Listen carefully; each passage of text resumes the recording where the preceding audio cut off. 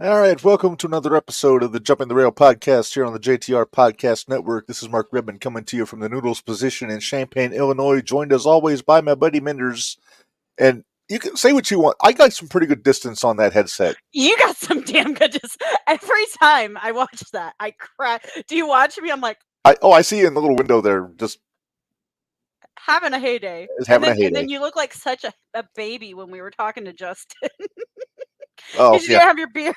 oh yeah, because damn CMC cut my beard off. It was great. Yeah. So who do I get to blame for the "Who Are You" segment this week? Okay, so actually we're doing it. It's my fault, It's but your fault. Okay.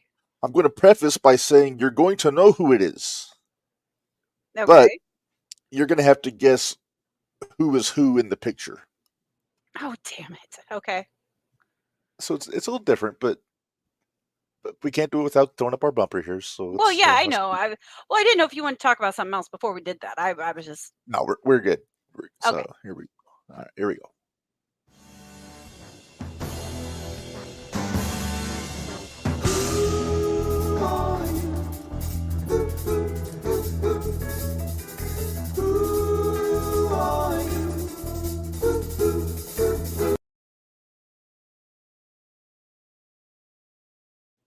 All right, it is time for Name That Wrestler. Minderz, we know how this works. Like I said, the picture itself is pretty easy as Okay. far as guessing who's in the picture. But like I said, you're going to have to guess who's who in the picture.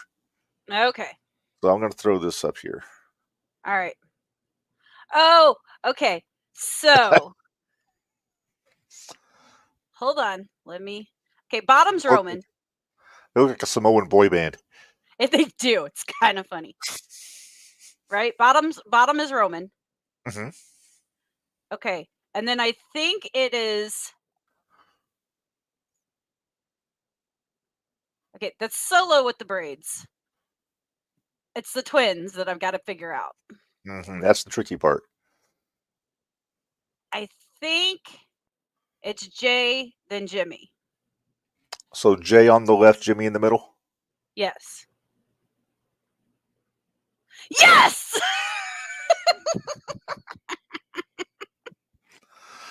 I'm so proud of myself. Well done, Minderz. Like I said, I didn't think it was going to be too hard, but the twins was what I It's was the waiting on you to twins. trip over. Yeah, it's the twins. But I've noticed Jay has a fuller jaw than Jimmy does. Jimmy's Plus, a Jimmy's little a little more. bigger. Well, I don't know what it is, but Jay's just got a fuller jaw, so his face is a little fuller, and then Jimmy has the more oval shaped face. That's what I'm going for. Where Jay's more square. Right. I got it. All right. Good job, That's Minderz. probably the fastest I've ever got it, though. Yeah, but you still took your time, though. So I did. I wanted to make sure I was right. Well, I knew the bottom was Roman, and I knew the well, braids was yeah, Philip, but it is what it is. yeah. The big guy and the little guy are easy. Yeah, those two are simple. Two that look exactly the same. Yes. That's a All problem. right. Yeah. So we got a fun one today, Minderz. We're talking about we got our Hoots and Judies coming up. We got to talk about Halloween Havoc this weekend. We got a brand new segment we're going to be busting out after a little while. We're looking forward to that. I'm so proud of myself. I came up with the concept for this idea. Yeah, you came up with the concept. Barry came up with the name, Yep. and then we all kind of fleshed out the premise and all that stuff. So, Hey, we'll but be doing that later on. can we have Mindy's useless moment or useless wrestling knowledge of the day? I think we should. Because yesterday was a big day. I don't know how many years had it been? 33. 33 years. 33 years since Jake the Snake Roberts made me cry with this little situation right here where the Cobra bit Macho Man. And of course, I use my sign picture. Yes. But yeah. Yeah. Then they threw that inconsequential red X up on the screen there to hide it, and Didn't hide anything. It didn't hide anything. Not at first they didn't. You got to see it if you watched it live.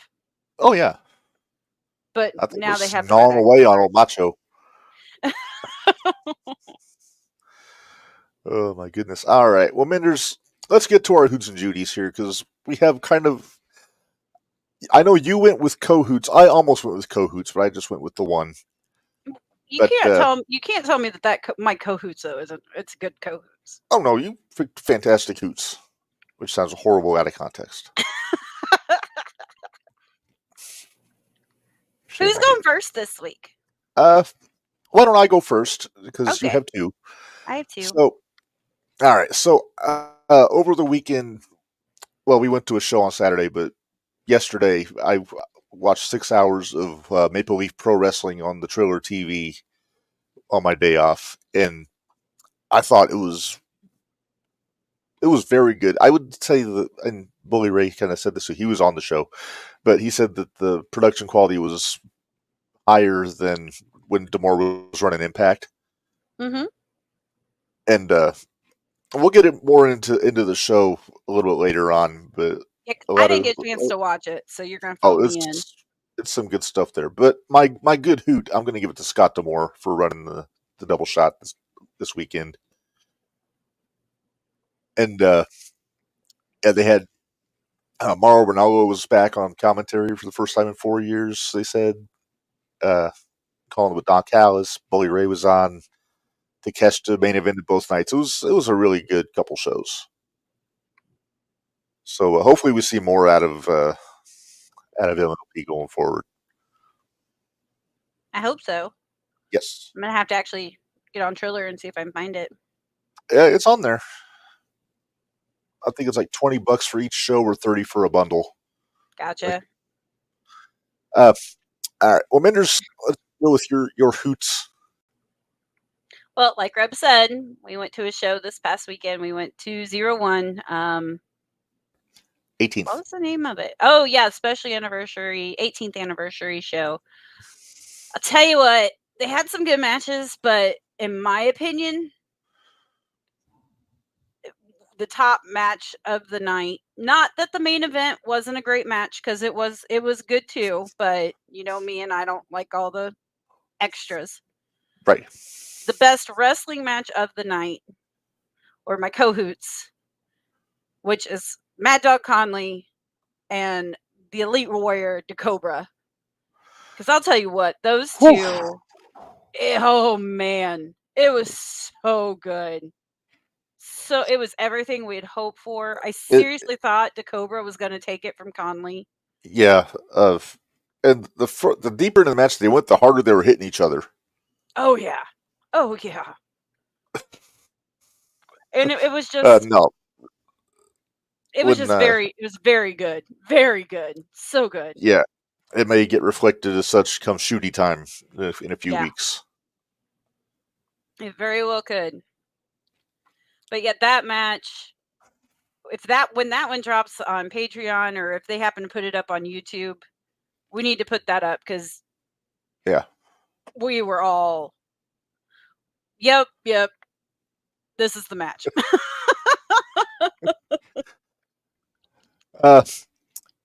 Holy cow, AJ and I agreed. That's amazing.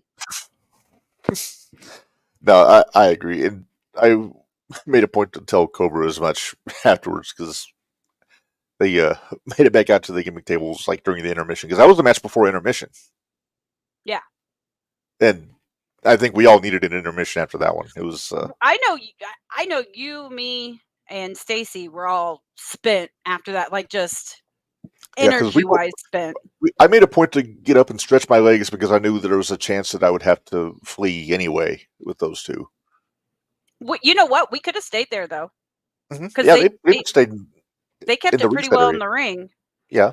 There were a couple times that it was out of the ring, but right. Most of the time it was in the ring. Yeah. We got during the main events when we got cornered. Yeah, we did get cornered. We'll using Cobra's kid as a shield. Shame on you. I did not use him as a shield. He used me as a shield for a minute. But yeah, we'll talk about that. We'll talk about all that tomorrow on the shootout. Yes, we will do that. All right. Well, Minderz, let's get to our Judies. good Judy of the week, and I will go first again. I'm going to technically to SmackDown, but she's been on every show the last couple weeks, doing things here and there. I'm going with Lash Legend. She was The so match with fun Piper last Niven night. last Friday was marvelous. Doesn't surprise me. Piper's one of those that she can make them look good. And when the match started, the first thing I thought was, I hope Lash body slams her, and sure enough, she sure did, and But she got her had pretty to. easily. I mean, she had to. Yeah, But she's kind of in that Bianca Jade category as far as like the style goes, and strength wise. with strength wise, yeah. And now she and Jakara Jackson. I always get her name messed up a little bit. They got Damage Control tonight on NXT. Yep, we both got AJ's picks already. So, but yeah, I think she's ready to come up to the main roster at some point. I think that tag team is ready. Yeah, well, they were ready. getting good heat last night. Oh yeah, oh yeah. But yeah, all right, Minderz, your Judy, please. Well, my Judy is more. It's not so. It's not a sad wrestler. Judy. It's a sad Judy, but I feel like she needs her flowers, and that's the one Samantha Irvin. I said it. I missed her last night so bad. Yeah, I mean, we got Lillian back, but you could tell Lillian was either rusty or nervous. I think it was nervous because her voice cracked a lot. Yeah.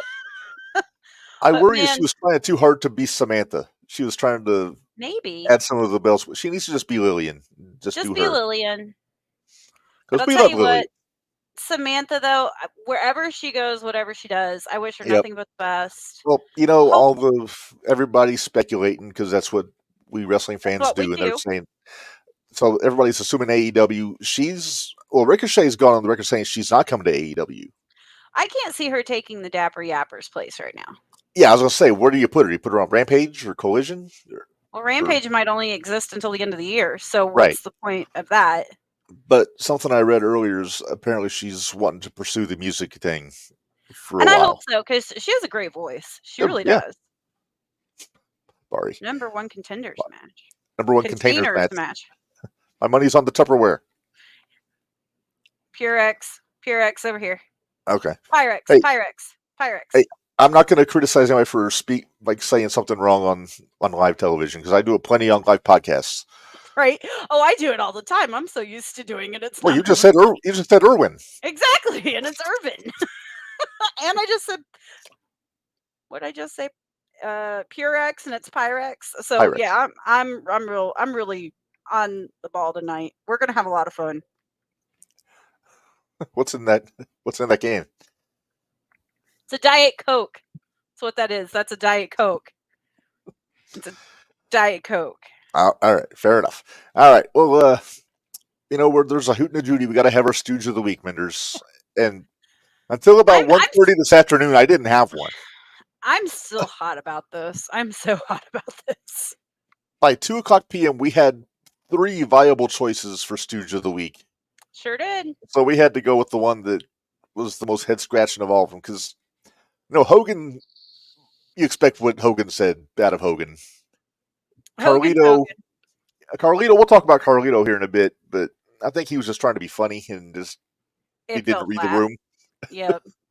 But the guy that we picked for Stooge of the Week, Minderz, oh boy, did he really put his platform shoe in his mouth. Because our Stooge of the Week is none other than the Disco Inferno. And I'm not entirely sure he doesn't still dress like this.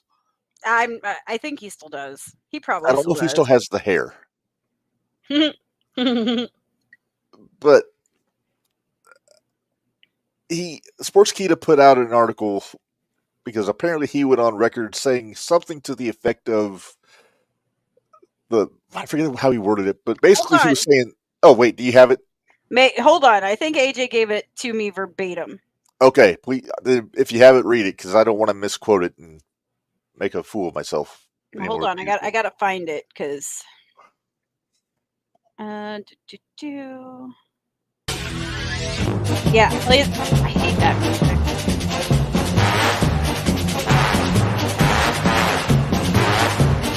All right, I got it. Okay, so trying to abolish dead air on the podcast. We're trying because I listened back to it this past weekend and we need to get rid of dead air. A little bit. So women having driver's licenses is the worst DEI experiment in history. It's the actual quote. Thank you, AJ, for making sure we had that. Reb? I was hot. Oh, I was hot. I was so mad. All I can say is for a long time, I was the one that drove us to all of the shows. That was what I did. I was the navigator. Mm-hmm. So the fact that he said that makes me want to A, punch him in the face, and B, ask him, do you feel that same? Is he married? Does he have a wife? I don't know. All right, here we go with our fact checking right now. Because if he's married, I why did this come up? I have Disco Inferno by the Tramp. Wikipedia can't be sold? Huh? Does it say Wikipedia still can't be sold? Oh, I don't know. That's what came up on mine. It says donate now. Oh, nope. Let's see. I'm looking. I don't think he's married, which would explain a lot. Since 2009, Gilberti started working as a host at the Sapphire Gentlemen's Club, a strip club in Las Vegas. It says nothing about being married. Yeah, it says nothing about being married. It's probably a good thing because I'm not sure he'd still have a wife, honestly. I wonder how the girls at Sapphire's Gentlemen's Club feel about this. Well, I hope they all beat his ass, but that is what it is. But he's an idiot. He's such an idiot. Okay, let me ask you, how do you feel about all this? I think he's a moron. I can tell you for sure my wife's a better driver than I am. You know, I started thinking about, because your wife had brought up something about a car, like car accidents and things like that, because I know you had your run-in of those last year, 2 years ago? Mm-hmm. Last year, yeah. Last year. And she had mentioned something, and then I started thinking about it, and I think every time I've been in a car accident, I have not been driving my vehicle. Somebody else has been driving my vehicle. Mm-hmm. So it's kind of like, and most of the time, the other person driving my vehicle has been a male. So I beg to differ with this. Well, I can say both of the accidents I had in that 6 days last year were both caused by a fella. Neither one was me, by the way. Yeah, you just happen to be on the bad end of all of that. Pretty much. But yeah, so, Disco Inferno can just fuck right off. Sorry. I mean, that's about the nicest I can be about it. You made the disco balls on that guy to say that. Yeah, I've got a foot that I can shove directly up his ass, or take care of those disco balls for him. I'd like to shatter them at this point. Thank you very much. Yeah, you were hot. I was hot. Because I sent it to the group, and yeah, I could feel the steam coming out of your ears over a written form. Well, it wouldn't be that bad, but, and this is nothing against anybody that we have on the podcast or anything like that, but it is not me being a woman and being into wrestling as much as I am. There aren't very many of us. I'm not saying I'm the only one, because there are a lot of wrestling fans that are women. I'm not saying that. Mm-hmm. What I'm saying, though, is there's not a lot of women wrestling fans that do have some of the knowledge that I have. And I know I'm still not as smart as most. But I feel like I can carry a conversation. Okay. But it's hard to say. It's just... No, I don't. Papa Cooper, I do not want to hear Floyd Fisher's take on women drivers. I feel like that's a recipe for disaster. Yeah, it's kind of what I'm thinking. But you know, it's like I already face a lot of the stereotypical crap being a wrestling fan and being a woman. You know, hey, you can't say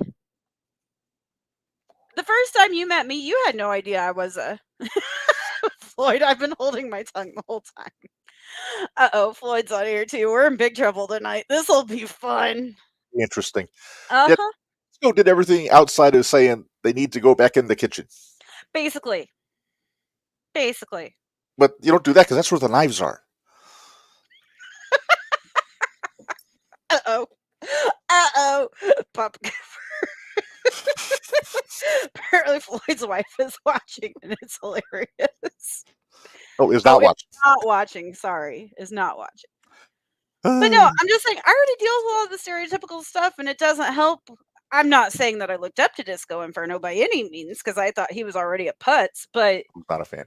Just for people to continuously say that, it's kind of a slap in the face to me. I'm just being honest.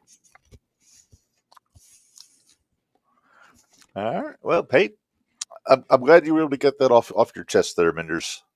But I'm still fuming, but I'm sure. she doesn't watch the road either. Floyd. Oh, that Floyd. Oh, all right, let's move on before this on. gets more of a mess. Congratulations are in order, Minderz, for one of our buddies. Rhino got announced he's going to be inducted into the TNA Hall of Fame at Bound for Glory on Saturday. Nice. And we both like Rhino. He's one of our favorites that we run into come Expo time, and well deserved after almost 20 years with TNA. So off and on. Speaking of, I'm gonna say something about some people we've got coming on next week. Mad Bash Studios, Mad Bash Wrestling. Yes. They actually did a 2-part interview with Harker Dirge. And if you are a fan of independent wrestling around this area, you know exactly who Harker is. But I did not know until I heard that Harker was actually in a wrestling match against Rhino and God, what was his name? What was Edge's name in the Indies? Sexton Hardcastle. Yeah. So Sexton Hardcastle and Rhino was against Harker. And I can't remember who his partner was at the time. But he got to fight them in a tag team match. And I was so impressed and very jealous. But if you get a chance, go listen to that 2-part interview because it's really darn good. It's really good. Yeah, I heard that somebody got name dropped that we're buddies with in our neck of the woods also, from what you told me. Oh, there was a lot of names dropped on that podcast. I'm just telling you, there was a lot. Yes. Well, before we get to our guests, because we got a few minutes, let's talk about the Squared Circle Expo Minderz, because they started announcing guests this week. They did. Do you have them all, or do I need? I've got them all right here. So okay, good deal. So, got some new talent, got some legends. You know how they roll, but plus they got one that was kind of a surprise to me because I didn't think they would get him. He's not a wrestler; he's a TV guy, but still. Okay, because that was the one I was shocked by. I was very shocked by. All right, so the 6 names that they announced on Friday. Start off, you got Swerve Strickland there, former champ. Miss Texas, Jackie Moore is going to be coming in. So excited about Jackie. Yeah, that's going to be fun. I'm excited about Jackie. Yeah. Kurt Angle's back this year. Isn't he going to be close here soon? He's at Bricks and Ivy and Hoopston coming up, I think. Yeah, that's what I thought. Yeah. There's the one that shocked the hell out of me. Mike O'Malley from Heels is going to be there. He looks so different now. Yes, he does. I remember him from Guts. I remember from like comedy stuff, but he looks like me in this picture, kind of. Which version? Which one? I think. Crap. You? I love you, but you. All right. Well, anyway, moving on. Mick Foley's coming back, Minderz, this year. I love Mick. I'm gonna have to try to make a point to go and see him this year. I didn't get a chance to because of the Sting line last year. But Well, unless they have somebody like Sting again, I don't think you're going to be stuck in a line for 3 hours this year. no, it's gonna have to be somebody good to justify me waiting. I'm not even sure they could bring anybody in that you'd wait 3 hours for, because you didn't even wait 3 hours for Arn Anderson. I didn't have to. I say I didn't wait 3 hours for Arn Anderson. I didn't wait 3 hours for anybody. No. I think the most Well, I needed my bell time. I think the most I waited was 5 minutes for anybody that I saw. Yeah. And that actually no, it was probably 20 minutes. It was probably when I got my picture, my Nation of Domination picture. Gotcha. I'm hoping that the Xbox is back because I got shorted out of my Xbox meeting last year. I thought they gave it back to you. Did they not? They refunded me. Oh, okay, that's what I thought. I didn't get my picture though. All right, we got the last name announced on Friday, Minderz. I know it's the one you're most looking forward to. No, it's not. Pockets!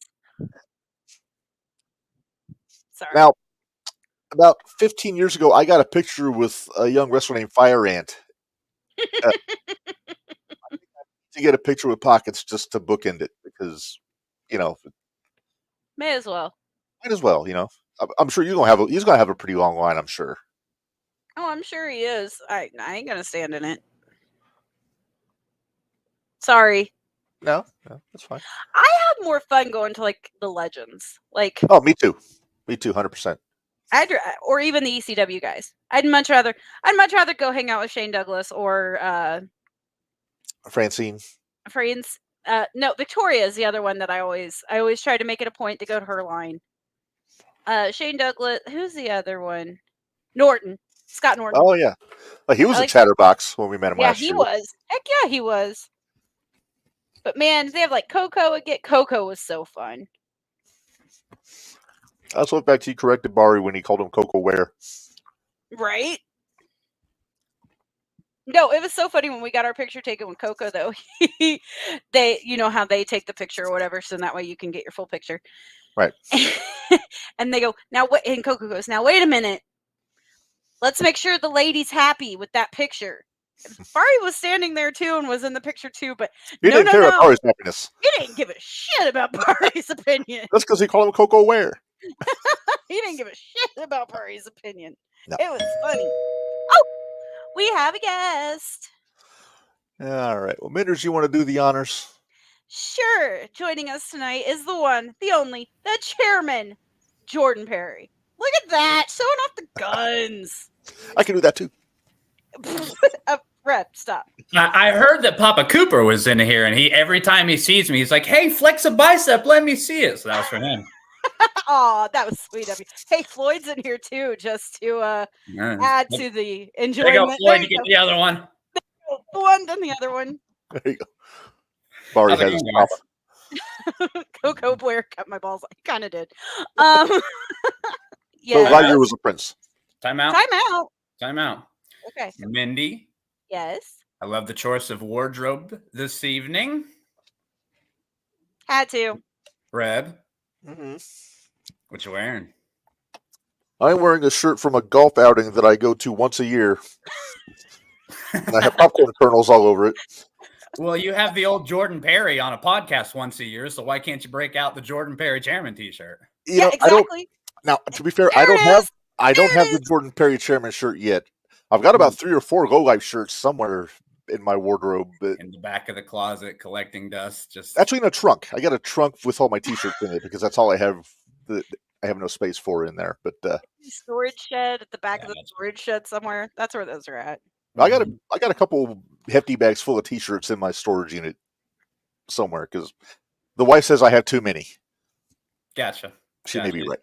Are they all wrestling shirts? You can never have too many wrestling shirts. A lot of them are wrestling shirts. Yeah. Actually, I bet I could make a decent buck or two if I can find enough people wear a 2 or 3X just from unloading some of those wrestling shirts. I'll bet old Mindy could make a serious dollar with the very last ever Low Life T-shirt made right there. See, right here. I do have that shirt. It's just, like I said, it's buried in the trunk. Nice. Well, speaking of this night, because this was the night that you retired. I was tired. You kind of surprised us because then just a couple weeks ago, you were back in the ring. Did you say I retired or I was just tired? Which one? Well, it could have been both. Maybe both. Yeah. We've had the conversation before, right? You don't retire from independent wrestling. Yeah, you don't, because you actually have to get, make it a full-time job. Got to make a living off it to retire. There you go. I think I was just tired that night. You're just tired. Let's call it what it is. At that particular moment in time, I did not think I would be wrestling any longer. I'm being completely honest. Health issues. I found out a couple days before the last time you saw me that I could potentially do this again. So I took the risk, and I thought that was it. I thought that was the end. I thought it was the goodbye. So I was tired, and I put the shoes in the ring. And to be completely honest, it was just retiring the low lives because it was something that Joey and I had already talked about. To be completely honest, he was the one that's like, dude, I want to retire the low lives tonight. He's like, that's the way it is. He's like, if you're done, we're done. He's like, I want to retire it. So I got tired. Yeah. There you go. Hey, I mean, you can't have the low lives without Jordan Perry. Just saying. That's true. You can't. I guess not. Yeah, Papa Cooper, why are you being a butt? Who you're asking? He's picking on you, Jordan. Is Jordan's computer running Windows 97? Damn, I've seen such low quality video. LOL. I'm gonna hold it for like 2 minutes now, Chris, just for you. Make sure it's not pixelated. But anyway, so we saw you come back at Pro Wrestling Glory. You did. It was a shocker. You had to teach the youngins a lesson. It was a little bit of a shocker to me. That decision was honestly not made until probably 4 days before that show. Oh, wow. That was I wasn't necessarily goaded into it or talked into it, but I had some supporters that were like, do it. Secret. I actually returned to the ring 2 weeks before that for Jeff Jarrett's Capital City Clash in Springfield. That doesn't surprise me. That's the one where CMC got eliminated by a dog. He did. Yep. Reb has to point that out every time. Every time we talk about glorious. the Jeff Jarrett show. It was glorious. I love watching that. I cackled like an idiot watching that on the video. Do you have a clip of it? Yeah, we got a clip of it. Awesome. I was in the exact same match. It was a big Capital City Clash Battle Royal. Cam was in the match. CMC was in there. We saw Colt Cabana. We even saw my good friend Joey O'Reilly. Yeah. Who conveniently eliminated me. Oh. Yeah. What a nice friend. Every time I've had a run-in with a low life since May, it hasn't ended well. No? That's true, because you actually had a run-in with a low life that night. I did. Didn't see that one coming, right? Oh, did not. Well. Sorry, Jordan. As we were recording the show when we had Pro Wrestling Glory on, when we had, Jack Rebel, we had Tony G. Why? Come on. He's the ultimate utility player. He can do it all. Oh, we even had Marvin on that night. Who? Marvin. Never heard of him. Oh, good call, because I've never. Oh boy. And then that guy showed up, Mr. Dallas Preacher. Yeah. I'd be a liar if I said I wasn't proud of him. Yeah. Well, he kind of did the Go Live style, didn't he? Exactly. Again, I'd be a liar if I said this isn't over, Dallas. Proud of him. You got to break out, right? You got to break out from the pack, and what a better way. I couldn't think of a better way to do it. Punk move, but I'm proud of you, buddy. But again, like you said, you reap what you sow. Well, and I really have to question who he's running around with. Me too. Where does morals lie? I mean, he was running around with BA. Bitch ass Malkin. Bitch ass Malkin. You wouldn't say that for a while because you couldn't say that at the show, Minderz.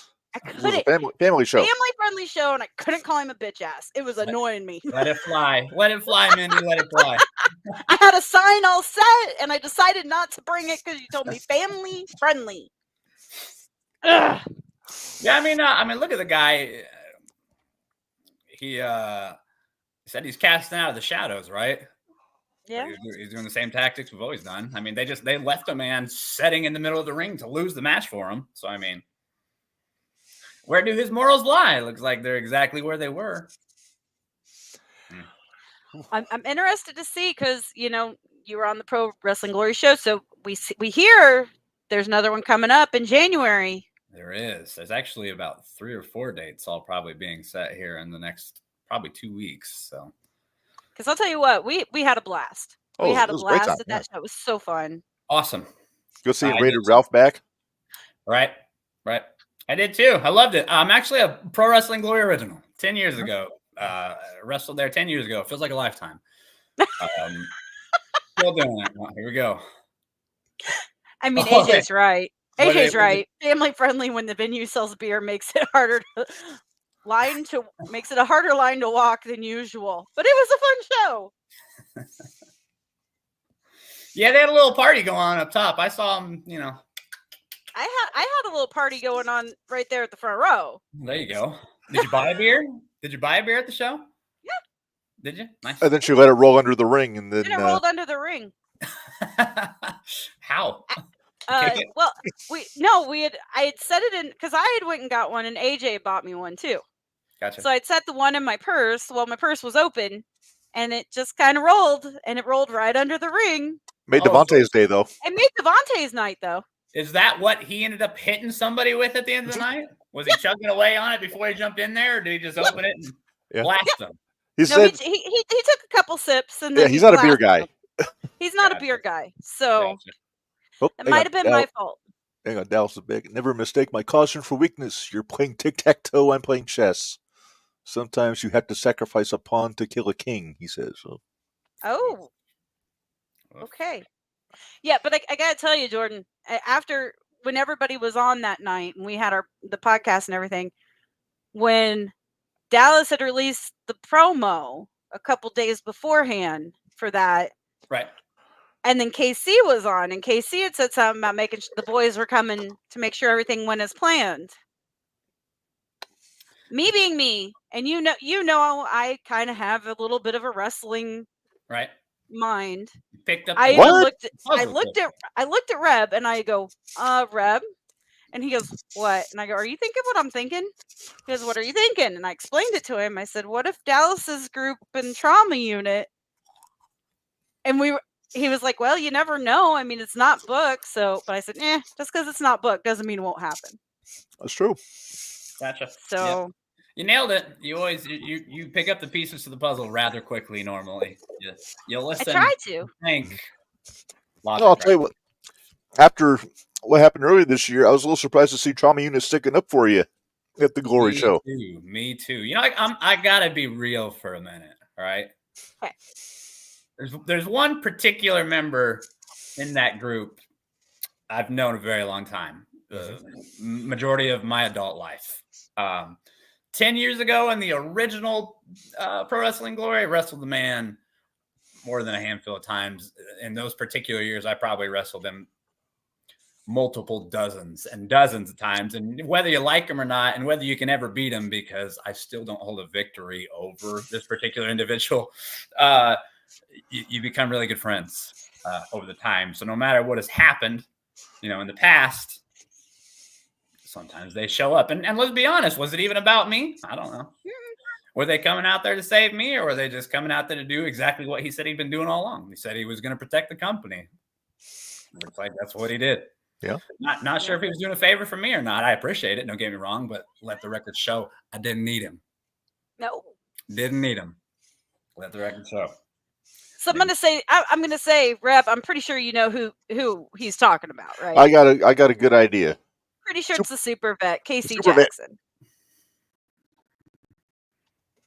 I'll confirm. Because I remember watching you guys wrestle a couple other places too. So it's been a very, very long time. It's not only. Let's be honest. When the bell rings, he's my enemy. Right. I'm coming for him. All right. When the bell's not ringing, he's my guy. Yeah. Let's call it what it is. Real life outside of wrestling friend that will be a real life outside of wrestling friend when wrestling is no more. Just how it is. Well, Minderz, what do you say about guys that are friends in the ring are always ones that hit each other the hardest. Yep. Isn't that the truth? Isn't that the truth? He throws a potato every time we're in there. Wow, a little dangerous, if you ask me. A little dangerous. Now, I'm going to tell you, because there was one guy at that show that we sang the praises of. That was the Cobra. Cobra. Man's the man. The Cobra's Cobra the man. and Connor's match. Oh, my goodness. Match of the night? Probably pretty close. That in the main event, I think. Not in the main event. So, but man, the crowd was into it. There was so many people behind the Cobra that night, and right. I was so happy to see it. But man, and you know what? Doesn't matter where the Cobra goes. He's gonna put 110% into all of it. Shoot, I just gave him my good hoot of the week for him and Conley at 0-1 this past week. I'll go on record to say it right now.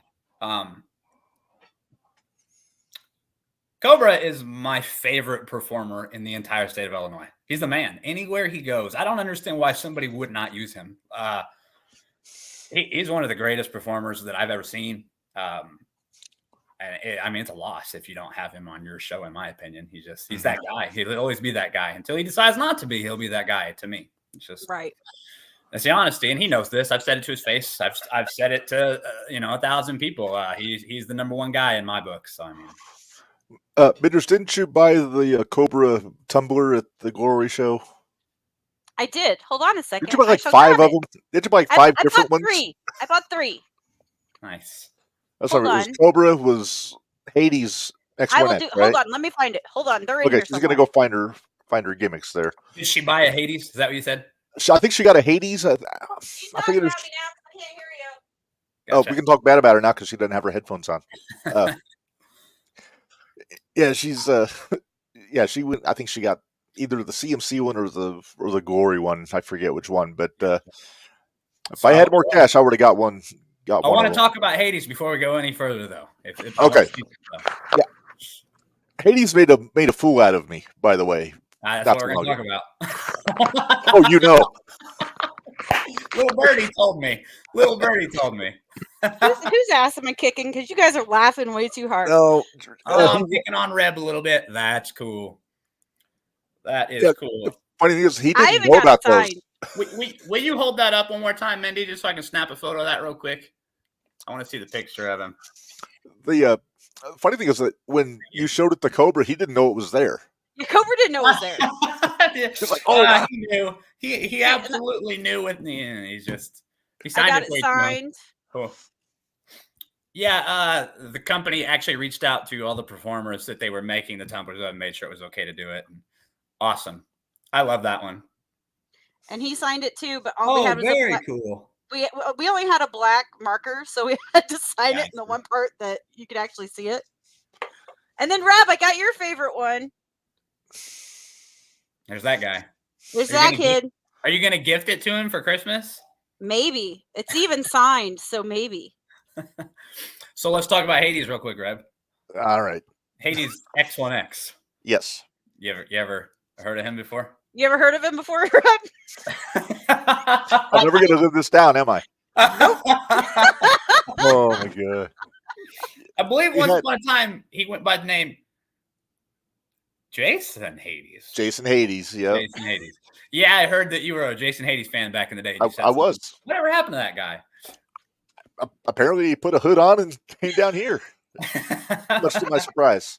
I like Hades. I like Hades a lot. I've liked Hades for a very long time. 10 years ago, maybe more, 12 years ago, he was the guy around, the guy on the indies, all over the indies. He was the guy. The last time I had seen him before the Glory show was in Joliet defending the IWA Mid-South Light Heavyweight title against Jimmy Jacobs. Cool. I bet that was a match. That's what I'm talking about. Like IWA Mid-South lightweight champion. Like he did it all. He did everything he wanted to do. And he was one hell of, still is. I'm not going to say he was. He is one hell of a performer still if he wants to be. Yeah. I knew him as Hades XIX. And actually it was from Noble shows down in 01 when he was part of EOE. Gotcha. So yeah, that was when I first started watching Jason Hades. Well, I knew him as Hades. So when I saw that he was on the card for Pro Wrestling Glory, that was like, that's where I'm going. I haven't seen that guy in like 4 years. I've got to see Hades. So Noble was the first time, I think, that I ever got to actually wrestle him, but I'd known him for many, many, many, many years before then. It was an honor, honestly, because it was something you finally get to do. And I mean, I'd be a liar if I said I didn't watch and study Jason Hades a little bit coming in. So, I mean, finally got to mix it up with him in Noble. And I was like, yeah, that's a guy that you'd want on your roster just about anywhere. He's super knowledgeable and he's just a great talent. So, yeah, good pick up for Glory. Yeah, we've actually talked to him, and after the first of the year, Mr. Hades is actually going to join us on one of our podcasts. Oh, very cool. So we're excited about that. If the brass Glory can hear this, and I'm sure they're listening somewhere, I would love to see Hades team up with Mojo at some point. If everybody knows where Mojo McQueen is these days. Would you believe it if they actually tried to make that happen? Really? True story. Yeah. They were trying to get Hades and Mojo. Mojo is on his like third injury in the last 6 years. Yeah, a ruptured something. I can't remember what it was, but ruptured anything isn't good. No, yeah, it was a long recovery. I think he said he would be good to go by the new year. It was his date of hopefully being able to go. But yeah, that's a guy. That's a guy I have not seen in person, but I've seen plenty of video on him. I'd love to see him. He's awesome. The character is amazing. His in-ring is great. The character is amazing. He's very entertaining. Very entertaining. But yeah, believe it or not, that was something that was actually discussed and tried to come through and just couldn't make it happen at the time. Book Carrot. Bless you. Excuse me. Carrot.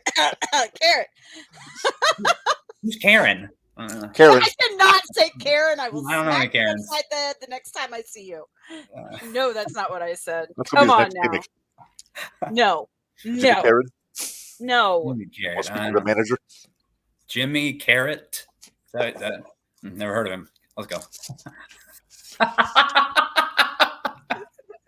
He lives in the woods. You gotta go. He lives in the woods. It takes a while. Oh, gotcha. Okay, that makes sense. Ask BA about him. Yeah, ask BA about him. BA's real familiar. So I remember, yeah. I think everybody should be familiar with Carrot by now. Yeah. You would think. But there are people that don't know. I mean, right. I mean, we do have multi-continents that listen to our show. Mm-hmm. Gotcha. We're somewhat global. I don't like to give spoilers, but I know that old Carrot has indeed been spoken to about future events. No spoilers. No spoilers. No spoilers. Right. Reb. Yes. What are we doing with Marvin though? Can we Who? We need a Marvin. We need a match between Marvin and Jeffrey. That's what we need. Justice for Jeffrey. Justice for Jeffrey. What do you guys think about Marvin? You know what? I hate this. I dug it. I mean, we're mad at Marvin. But... we're mad at Marvin. He stepped on the flag that we got him. So we're not real happy with Marvin right now. He kind of denounced the Marvin character and with Hollywood, as you know. So what happened to that guy? I remember when he used to be a little grunt security for the lowlifes, and now apparently he's a movie star. I guess so. What? Got blonde hair. We're so mean. Hey, you can't take anything from the man. He is a former world heavyweight champion. Yes, he is. Takes credit for it. I take credit for it because I gave him a pep talk on this very podcast like the week before the show.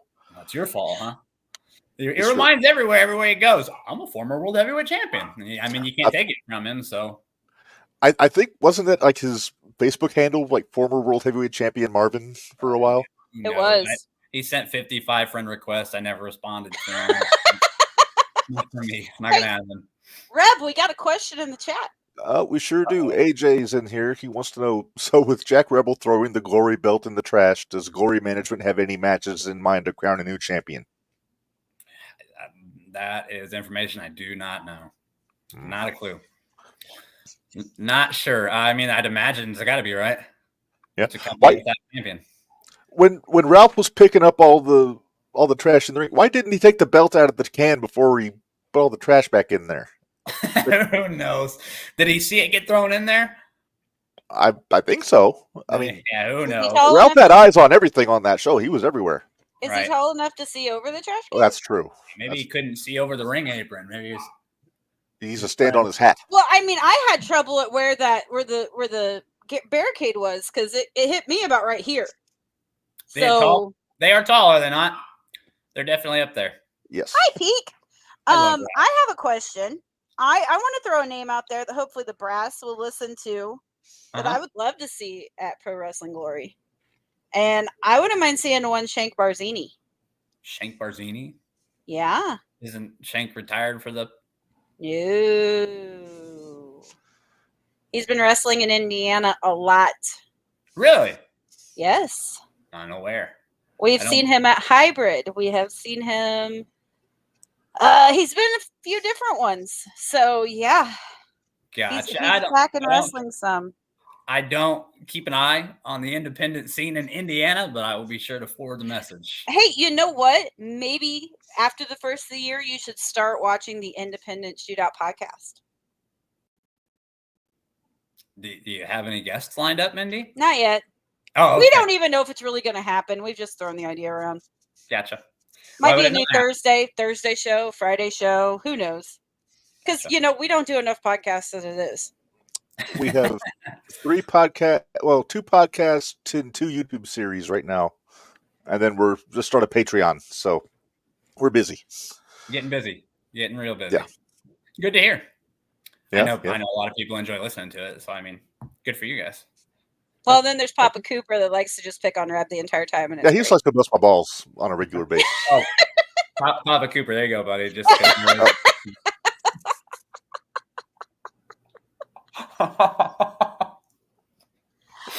Oh, what a good I'm sure time. he's not watching anymore. I guarantee he's turned it off by now.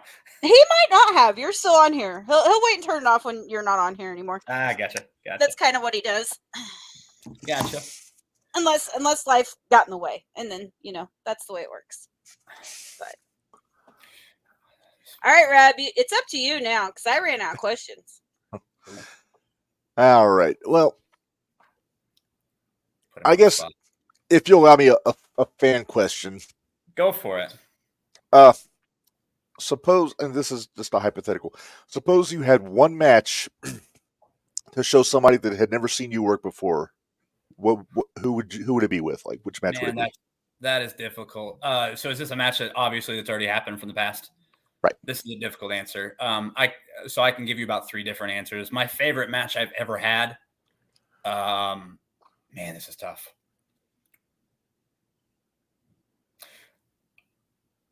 There was a time where I was going very, very, very hard.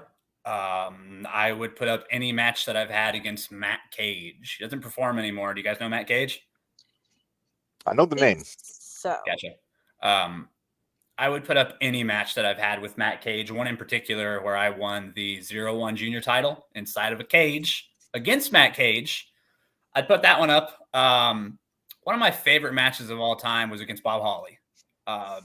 Probably 2017, because it was the first time that I'd been going for several years at that time, but it was the first time where after the match, somebody that I'd watched on television, forever was like, man, you really get this, dude. He's like, you really get this. Like, so that was very important to me. And I just loved the match. It was great. Then another one that is out there, man, this is difficult. A lot of the early stuff, I was going really, really, really hard. I haven't gone in particularly hard for the past, 6 or 7 years, because I found out that I could do it just as easy and still get exactly where I wanted to be. So it's kind of a mixed answer. But another smarter, favorite, not harder. There you go. Yep. There came a time where I learned how to work smarter and not harder. I'd go out there and kill myself every single month and realize I wasn't holding the championships that I could win by just thinking a little harder and working a little less harder. I'm going to throw 2 different matches out there. I've had one against a tag team called Zero Gravity. They're no longer together anymore. It was Brett Kikia and CJ Esparza. And another match where Joey and I were really banging on all cylinders was against Congo Kong and Billy Gunn in Indiana. Those are, I mean, there's a long list for you, right? About 4 matches on there. At least 2. You went up teaming with Billy Gunn once. We did. Yeah. That was probably a year or 2 later, I think. I don't think it was close to that one. It could have been, but I think it was probably a year or 2 after. The Indiana match was definitely before COVID happened. I know for a fact. So it's probably 2019, I think, maybe 18. Minderz, are you all right up there? You're making faces. I have my opinions. On what? No, Billy Gunn owes me money. Oh. Oh. Actually, the match that you're talking about when you tag teamed with him, Uh-huh. I didn't realize the meet and greet was before the show. I thought it was after the show. And I had bought the meet and greet and didn't get my meet and greet. She neither meted or greeted him. Yeah. And I never said anything, but the group of friends that I have, they get a text every Wednesday. It says Billy Gunn still owes me money. With an updated total. With an updated total with interest of what it should be. That is so funny that you say that, because in the exact match I was talking about that happened in Indiana, right in the middle of the match, Joey slugs him, and he literally asked Joey, he's like, God, do you owe me, or do I owe you money or something? I swear to God it was said. Yeah, I swear to God. And then he said something like, you're a stiff prick to Joey, and Joey tries to come and tag me, and I go, I just turned my back to us. I'm not tagging him. I was like, continue along, stiff prick. True story. You can ask him. He's like, God, do I owe you money or something? You stiff prick. And I was like, oh. Reb, why does that make me feel so very more uncomfortable than I already did about the whole situation? We're going to get a spit take. That soda's coming out of his nose. Just wait for it. Straw, I have it under control. Oh, damn it. No, because we've actually come across this, that I have decided that I agree with Joey way too many times. It's starting to really bother me. It's starting to bug me that we agree on things a lot more than I would care to admit. That's all right. I think Joey and I agreed on quite a bit back in the day as well. We were running and gunning. We've had a few hiccups here and there, but we agree on quite a bit. So I get it. We agreed on quite a bit until he threw me out of the Battle Royal a few weeks ago, and I was like, there you go. I'd have done the same thing. I should have done the same thing. It's to borrow an old phrase, it's low life doing low life things, Minderz. It is low life doing low life things. So you want to hear the ridiculous kicker to that? What's that? We were gunning. We were in that Battle Royal, cleaning house. There we are. We did this. We hit that move. We hit that move. All of a sudden, we struck our pose together. Whoop! Throws me out, right? Mm-hmm. He turns around, and guess who eliminates him? Who? The ultimate utility player. What? Tony G. True story. He turns around, and Tony goes, bye! Okay, right down the ring. He's standing there on the ground looking at me like, you deserve that. You deserve that. Now, Jordan, I might be reaching a little far back, but I heard that you knew this guy because, we talk about UWC on here a little bit, and, there's this guy that I used to watch. He used to tag team, I believe, with Tony G. He went by the name Periwinkle. Do you know who this person is? Say it again. Periwinkle. Never heard of it. That's a color. It is a color. It's a color, yeah. Well, he looks so familiar, and I just can't place him. Because I went back and watched a lot of the UWC stuff from Georgetown days. Gotcha. So, was he a tag team champion at UWC? I believe so. Never heard of him. Although there was this other guy that looked like a Power Ranger, and I can't remember what his name was either. That's got to be Joseph. I'm pretty sure it was Joseph. That's got to be Joseph. I have a picture of you guys. I wish I could show you guys. It is Joey and I 12 years ago, before we ever teamed up, before we probably ever even wrestled. I don't know. We are young kids, and we are both doing this. In the photo. In the photo, we looked like we were 12-year-olds. It was probably easily 12 years ago, at least, at a UWC show. As funny as Oh, that sounds. wow. Yeah. Yep. So, did you two wrestle each other before you started teaming up? Oh yeah.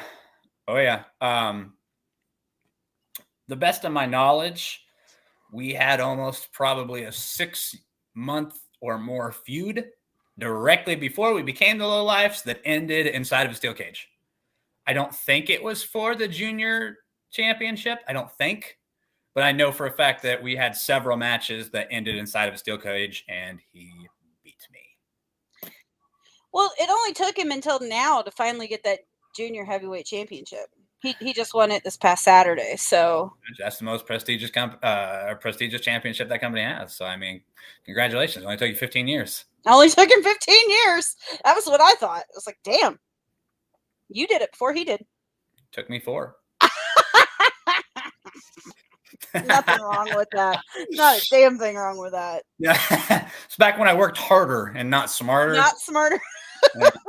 Yeah. So yeah, it took me 4 years to pick that one up. All right, Reb, where are we going here? Because I hate to keep Jordan any longer than we really have to. You know he's a busy man. He is a busy man, and oh, hang on. Just Marion Bouchard, attaboy, Jordan Perry. It says so. All right, so the next Gory show officially announced is January 25th, I believe was what you guys said. And you say they're going to be announcing some more dates in the next couple weeks or so, right? They are, yep. Are you pretty much making Hammer Strength Fitness your home base over there with Gory? It will definitely, I mean, yes. Long answer short, there's 2 other venues that are being communicated with right now that are not in Clinton. So that's if there's one in Champaign, that would be great for me. I'll just say that. Yeah. Yeah. There is not been. What is it? City Center? That's where Iron Spirit ran. Iron Spirit ran out of City Center. Gotcha. So, Pro Wrestling Glory and Iron Spirit will be working together. They'll be doing promotional work together in the future, starting as soon as November 2nd. I guess that's about 2 weeks away. I guess maybe 1 week away. I don't know, 2 weeks ago. 2 weeks away. 1 week away. 1 week from Saturday. Gotcha. Yeah. Gotcha. We do have a question. We have one more. I'm not sure if it's an actual question. That seems like a complaint. Or if it's a complaint. Okay. Chris Cooper, we're not getting any breaking news here. That's disappointing. Breaking news. Breaking news. CMC got thrown out of a battle royal by a giant dog. Do you have any breaking news? Did the brass give you any news you could give us from? Are we talking about just breaking news for Glory? Yeah. Not really. No. Did CMC get at least a fine for knocking Rated Ralph on his butt? I would sure hope so. I mean, what happened? That was uncalled for. He loses a match and knocks over poor small Ralph, and then beats up referees. Who raised that kid? I don't, right? Christian must have knocked something loose in his head there. He knocked the crap out of CMC in that match. It's He's giving you shit about that. I love the fact that everybody's gonna give Reb shit about that now. I just think it's great. I got a picture somewhere of me with the previous Jason Hades from one of those Zero IWA shows. I got to go through and find it. It's when I used to take Fun Savers to the shows because there was no digital cameras. This is just how long ago that was. But digital camera. It was a Fun Saver, you said? It was the Fun Saver. It was the disposables that you would take to the Walmart and get developed. You're aging yourself right now. I know. I aged myself when I said I didn't know that Jason Hades was Hades X1X. Oh, that's true too. So, in all fairness, I do know several things that are happening for the January 25th event, but I don't have the power to release them. I can't give out the spoilers, but I'll give you a breaking news one. You ready for this, Papa Cooper? Wait, hang on. Wait. Hang on. Before you do.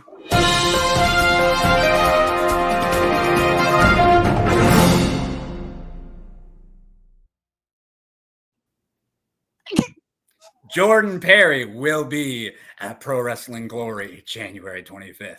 Yes! Breaking news. Breaking Poor news. That's it. That's not the only place I'm going to be. I'm actually stepping back into the independent scene a little bit. Have you guys heard of Pro Wrestling Now? Yes. Have you seen anything coming up for that? November Yes. 9th, right? November 9th. November 9th. Yeah, I think we're gonna try and be there. do it. You might see a familiar face.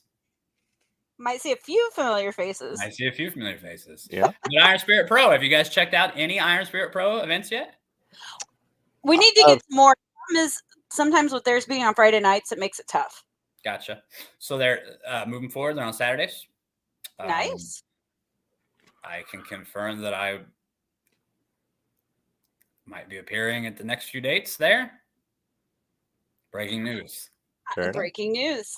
I remember seeing you at an Iron Spirit Pro show. It was actually in Urbana, Illinois. And I think, did you fight Zero Gravity? Or who was the other one? Was it Zero Gravity? It was Brett Gakia from Zero Gravity and Beef. Yeah, that's right. Main event. I remember that one. Me and Joey against Beef and Brett Gakia. How could you forget that one? I think our buddy about closed down the town that night because I think he about killed the town that night. So we were the loud crowd on the one side that was a little rambunctious and obnoxious. I mean, I genuinely don't hardly remember anything about that. I don't remember really? the match. I don't remember the match at all. I don't remember, for some reason, I don't remember much. Was there more than one event there, or was there only one? No, that's the only one I can remember. There's only one. Because I remember that was the first one I'd seen Ace Perry at. There's another good name. Gotcha. That was the first one I'd seen Ace Perry. I was so excited. So excited. I wonder if there's any relation. You think? I don't know. Maybe you ought to check into it. Ace Perry, Jordan Perry. There you go. E squared. Fighting Perrys. The Fighting Perrys. Fighting Perrys. Yep, sorry, no real breaking news from the old PWG stomping grounds, but stay tuned, I guess, right? Yeah. Oh, we will. Hey, when it gets closer to January, we'll have some more gory folks back on cool on our galaxy of shows, and we'll get into some newsy stuff there. Cool, gotcha. I can semi-confirm something. It's not necessarily breaking news. A little bit of a spoiler. I can semi-confirm that another Dreamwave Championship will be defended at the Glory Show. Ooh. There you go. I'm excited about that one. That's another one I want to get back to. I've been there once, and I want to get back to that one. Dreamwave? Although I'll tell you, that one's packed. Every time we go, that place is packed. They sell out relatively quickly, Real I think. quick. Usually within like a week or two of tickets going on sale. Mm-hmm. They go quickly. Last time I was there was Mike Bennett's first match back after Jay had passed away, Jay Briscoe. Gotcha. I saw Vikingo versus Gringo Loco versus I don't remember who all else. It was like a 4-way. Gotcha. Little Guido was there. And his feet? And his feet. Little Guido and his feet were there. Hey, Reb, do you remember that Hades X1X guy? Vaguely, yeah. That's actually where I met him, Dreamwave. Oh. Small world. Wrestled a few shows for Dreamwave back in the day. 10 years ago, probably. Yeah. About 3 or 4 months straight, and that's actually where I met Hades. Nice. I'm hoping we see Christian Rose back. Christian, I always love Christian. He's a good guy. He about killed for CMC, didn't he? Are you talking about? Yeah, he tuned up CMC good on that Glory Show. Yeah. He put a beating on him. Curious to see where old Cam's mindset is going to be after something like that. Yeah. Yeah. But I was going to say, the Dreamwave show I went to, I got to meet Raven and Shane Douglas. So I was a happy camper. I was a very happy camper. Cool. Bari pissed off Shane Douglas. It was great. So I actually went to a CSW show not too long ago. I don't know if I'm supposed to be even talking about this or not, but the guy that runs the place up there is that Hades X1X guy. Okay. Yeah. Very nice. Went up there and watched one of the shows, and Shane Douglas was the special guest, and he actually got in there and wrestled, did the whole 9. It was very entertaining. We left. We went to this is crazy. I was with one of my really good friends, Mr. KC. Mm-hmm. And we stopped at a gas station probably 15 minutes outside of the town. Just ran in there to get an energy drink and get some protein. You'll never guess who's walking out as we're walking in. Shane Douglas. Shane Douglas, yeah. Still in his soaking wet gear. Oh, wow. He's a pro. Well, here's the other kicker of that. So that was who. So Raven went out there and he was cutting a promo or whatever. Uh-huh. Guess who showed up at that show?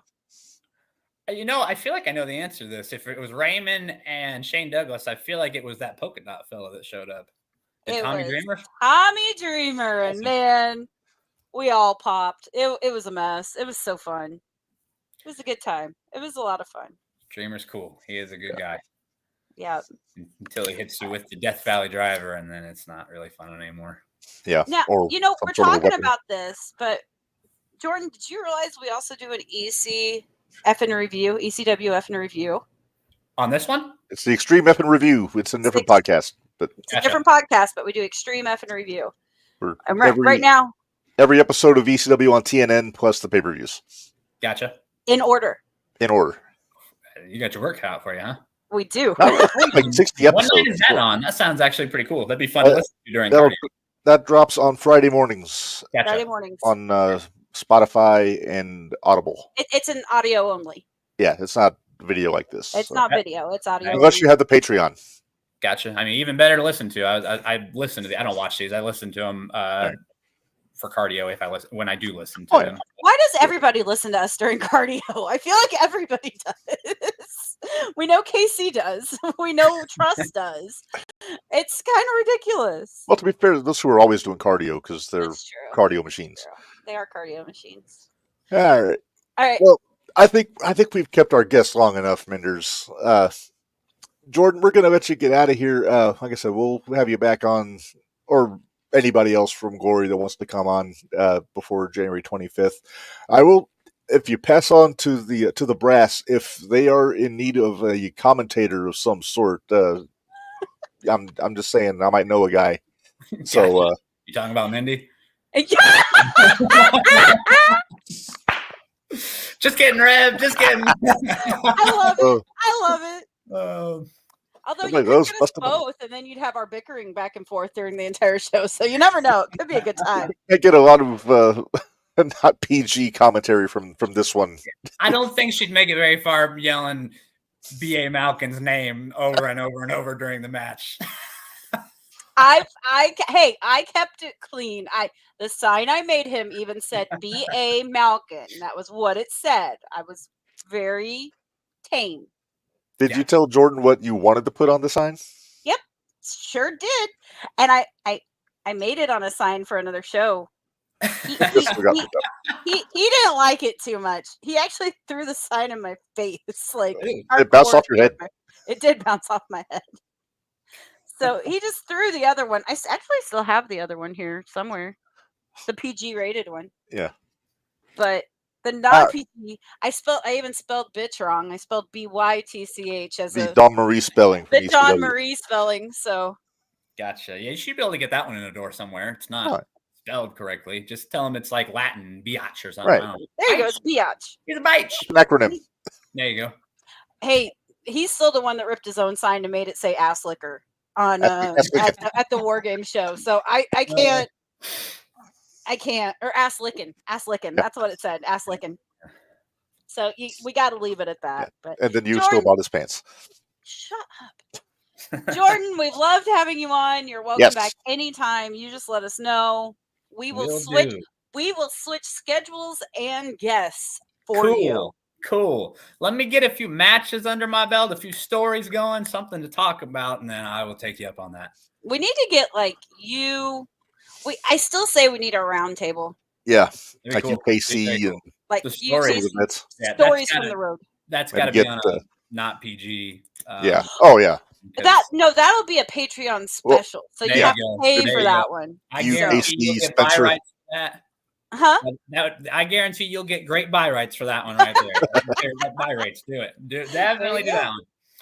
We could tell some stories. There was a lot of time. We spent a lot of time together on the road, and man, we could definitely tell some stories. But thank you for having me on, guys. Absolutely. Appreciate it. Always One enjoy more arm before you leave. Is Papa Cooper still in here? I can't. Oh, no, but the main attraction, KC Jackson, is. He just popped in. Let's do it. Let's do it. As of 8 minutes ago, Papa Cooper was still in the chat, so let's just Of assume he's course, he still. pops in right at the end of the podcast. Thanks for the support, Oh, champ. no. Oh, there's still more podcasts. This is the end of the interview. So This is just the end of the interview. We're not done with our podcast. We gotcha. still have a new segment to put out. We've got a new segment tonight that's starting tonight. Well, maybe we've I'll changed turn it things on. up. We don't have our watch along anymore on Tuesday nights. We've cut out the watch along, so we've got something new. Gotcha. Well, I'm gonna pull Casey's been here the whole time. He's been here the whole time. You can only comment so much on the treadmill. Right. Right. All right, Jordan, take care. Thanks, we sir. shall see you soon. All right. Later on, guys. Thank you. See ya. Bye. I always love when Jordan's on. He's good fun. people. That was a lot of fun. Hey, Reb, who's that Hades XIX guy again? Or X1X guy again? Wait. That guy. You hate me right now, don't you? Oh, no, you're fine.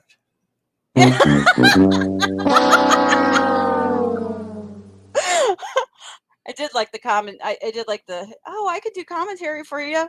Oh, Minderz is going to do it? Oh, okay.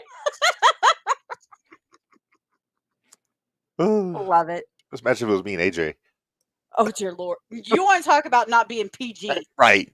Bingo. Exactly. Right there. No filter. No filter whatsoever. No filter whatsoever. Minderz, let's let me pay some bills real quick, and then we'll come back. Let's do that. All right.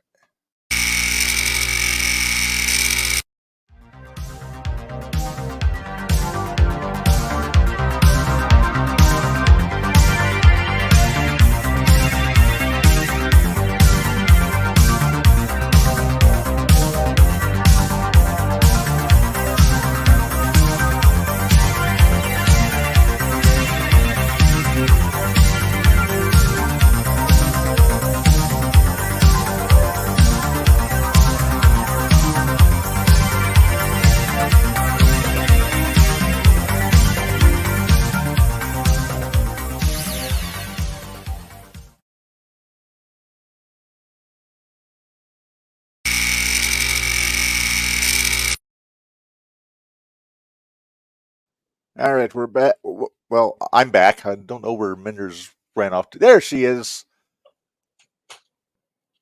I guess she misjudged how long the video is for Sorry. You didn't miss much. Okay. All right. So, yeah, ProWrestlingTees.com/JTRPod or BrainbusterTees.com/JTR for all of our Jumping the Rail podcast network merchandise, t-shirts, hoodies, fanny packs, sweatpants, stickers, all kinds of good stuff. And also, don't forget, we kind of alluded to it when we were talking to Jordan. We do have our Patreon, patreon.com/JTR podcast network. We got a free tier and a $5 tier, so check that out. And we're recording something Thursday, our next fantasy draft episode, and that will be dropping on the $5 tier on the Patreon, hopefully Saturday. So keep your eyes out for that. Anything you can throw in is appreciated. Helps us keep the microphones on. Helps us keep things rolling. But we appreciate all of your patronage there. Minderz, let's. I kind of mentioned it a little bit. I want to get back into Maple Leaf Pro Wrestling from this weekend. It just confirms what I've said for the last 2 years. Bully Ray is probably the best heel in wrestling. Oh, I won't deny it. No, but they had a very talented ring announcer named Sam Laterna. She's young lady. I'm not sure where she's from, but I guess she's been doing the indies, probably in Canada, if I had to guess. But she introduced Bully as a WWE Hall of Famer. Bully took exception and made her call him WWE Hall of Famer, TNA Hall of Famer, one half of the greatest tag team of all time, Calfzilla, the Agent of Chaos, and a damn handsome man. Which is almost word for word how he's introduced on Busted Open. But oh wow, yeah, he makes Dave go through the ringer every morning. He's trying to pick a fight with Scott D'Amore's mother at ringside. Now, we know how well that usually works out. You don't pick a fight with somebody's mama. No. Scott didn't come out. He was running the show, but former Red Wing legend Darren McCarthy was at ringside, and he wound up stepping up and sticking up for Mama D'Amore, and then held Bully so she could get a slap in on him at ringside. Bully won just a few of the matches that we saw over the weekend. Bully had a tables match with Raj Desi, the former Jinder Mahal. Mm-hmm. Basically, Jinder put Bully through the table, but the referee was down. Then QT Marshall came out with a chain and knocked Jinder out, put him on the table, and pulled Bully away. So when the referee woke up, he thought that Jinder went through the table. All right. Masterful. We saw a lot of faces. Stu Grayson was on the first show in a 6-man tag, but he wasn't Dark Order Stu. He was just regular old Stu Grayson. And, Nice. I stand by it. He's one of the more underrated wrestlers in the world. And I've said it before. But he was teaming with Josh Alexander and El Phantasmo in a 6-man tag that opened up the whole weekend. And Trevor Lee showed up, former Cameron Grimes. Aww. I miss him. Yeah, Jake Something was on. We all love Jake Something. The main event night one was Konosuke Takeshita versus Speedball Mike Bailey, which was a really fun match. Really good. It was really good. Non-title, but Takeshita won. And then the next night, the main event was him defending the AEW International title against Josh Alexander. And I sent you guys a message during the match. I said, this match is fucking outstanding. Because you guys weren't watching it. I was watching it. Yeah. They went about 40 minutes. And just... So first of all, if it went 40 minutes and you did you realize that it went 40 minutes or did it just fly by? No, I knew it was going to be 40 minutes because I saw the time left when they came out for the main event. Because I thought they were coming out early. But did it feel like 40 minutes as you were watching it? It felt like 40. It felt like about a half hour or so. It felt like a normal length, but they got a lot of shit in those 40 minutes. Doesn't surprise me. Kesha got the win, of course. Then Callis cuts a promo on Ospreay and Ricochet. Takeshita starts beating up on Alexander again. Then Ricochet comes out, and Joy. Yeah, I really did like him. Pretty sure that's where they were going on AEW going forward with Takeshita with Ricochet because Ospreay's got Fletcher. Yep. But that is what it is. Like I said, I think they did a great job. There were some little technical issues with the production, but nothing that can't be fixed. Yeah. Yeah. Well, was this their first one? It was their first show after the relaunch. Yes. So, yeah, you got to work out the kinks. The first couple of shows are always going to be that way. Yeah. But no, it was a lot of fun. Mauro Nalu was great for being off for 4 years from wrestling. From what Bowie said, he's in a good headspace these days, which is great to hear. Good. And then, my only critique might have been a few too many Canadian Football League references. But he was playing to his audience. He was playing to the Canadians. Yeah, which that makes sense. Yeah, that's fine. Sean, we will get there, I promise. Yep, that is next on my list. But also, Don Callis almost won Good Hoot of the Week because he worked in the word perineum on commentary. Wow. That's impressive. Do you know what a perineum is, Minderz? No clue. It's the taint. Oh, lovely. Who got kicked in the taint? I forget who it was. Somebody took the nuts on the ring post, got pulled. Oh. I think it was Bhupinder Gujar. Okay. Whoever that is. He's a Indian wrestler. He was teaming with Jinder on night 2 against Bully and QT. Gotcha. But talented guy. Good. A lot of good talent on there. Some TNA, a couple of AEW. Athena had a match with Giselle Shaw on night 2 for the Ring of Honor. Oh wow! Yeah, it was a good match. And Kylie Ray was there. A lot of names. There are too many for me to mention. Kylie just or here. Kylie Ray. Smiley Kylie. Okay. But yeah, so definitely go check out Maple Leaf Pro if you get a chance. I definitely recommend it. All right, let me dig up the card for Saturday or Sunday. I want to say Sunday. Sunday. It's Sunday. All right, because we're going to talk Halloween Havoc here for NXT. Oh, excuse me. Matches. He's trying to figure this out. I wish you played that music that you always play whenever I'm thinking, but you never play it for you. You only play it for me. There it is.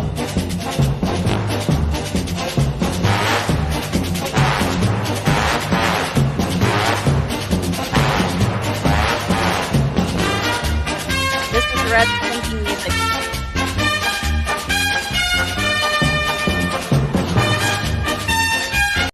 All right, tell me Thank that's you. not catchy. It's annoying, but yes, okay.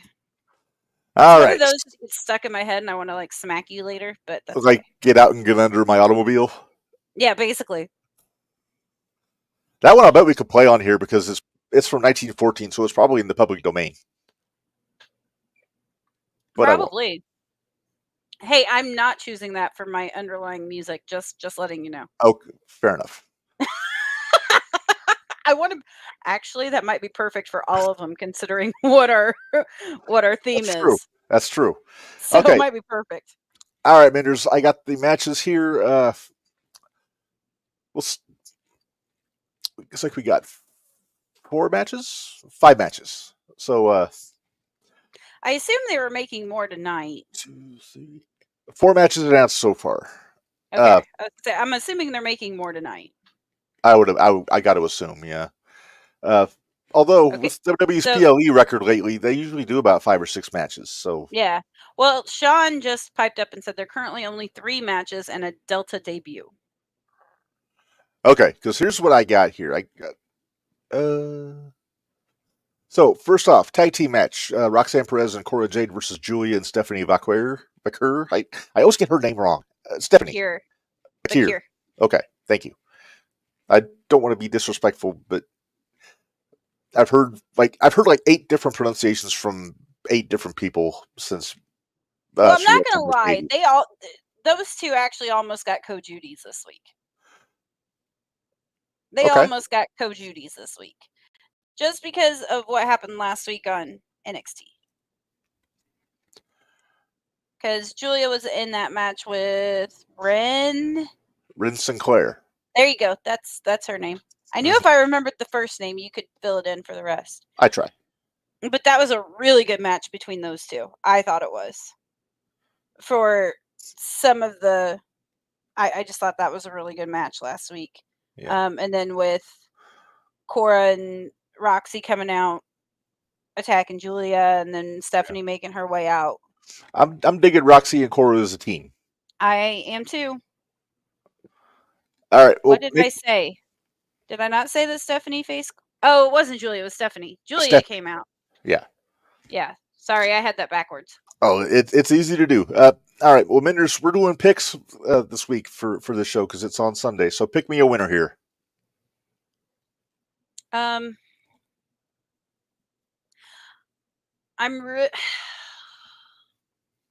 think it's going to be Julia and Stephanie. I really do.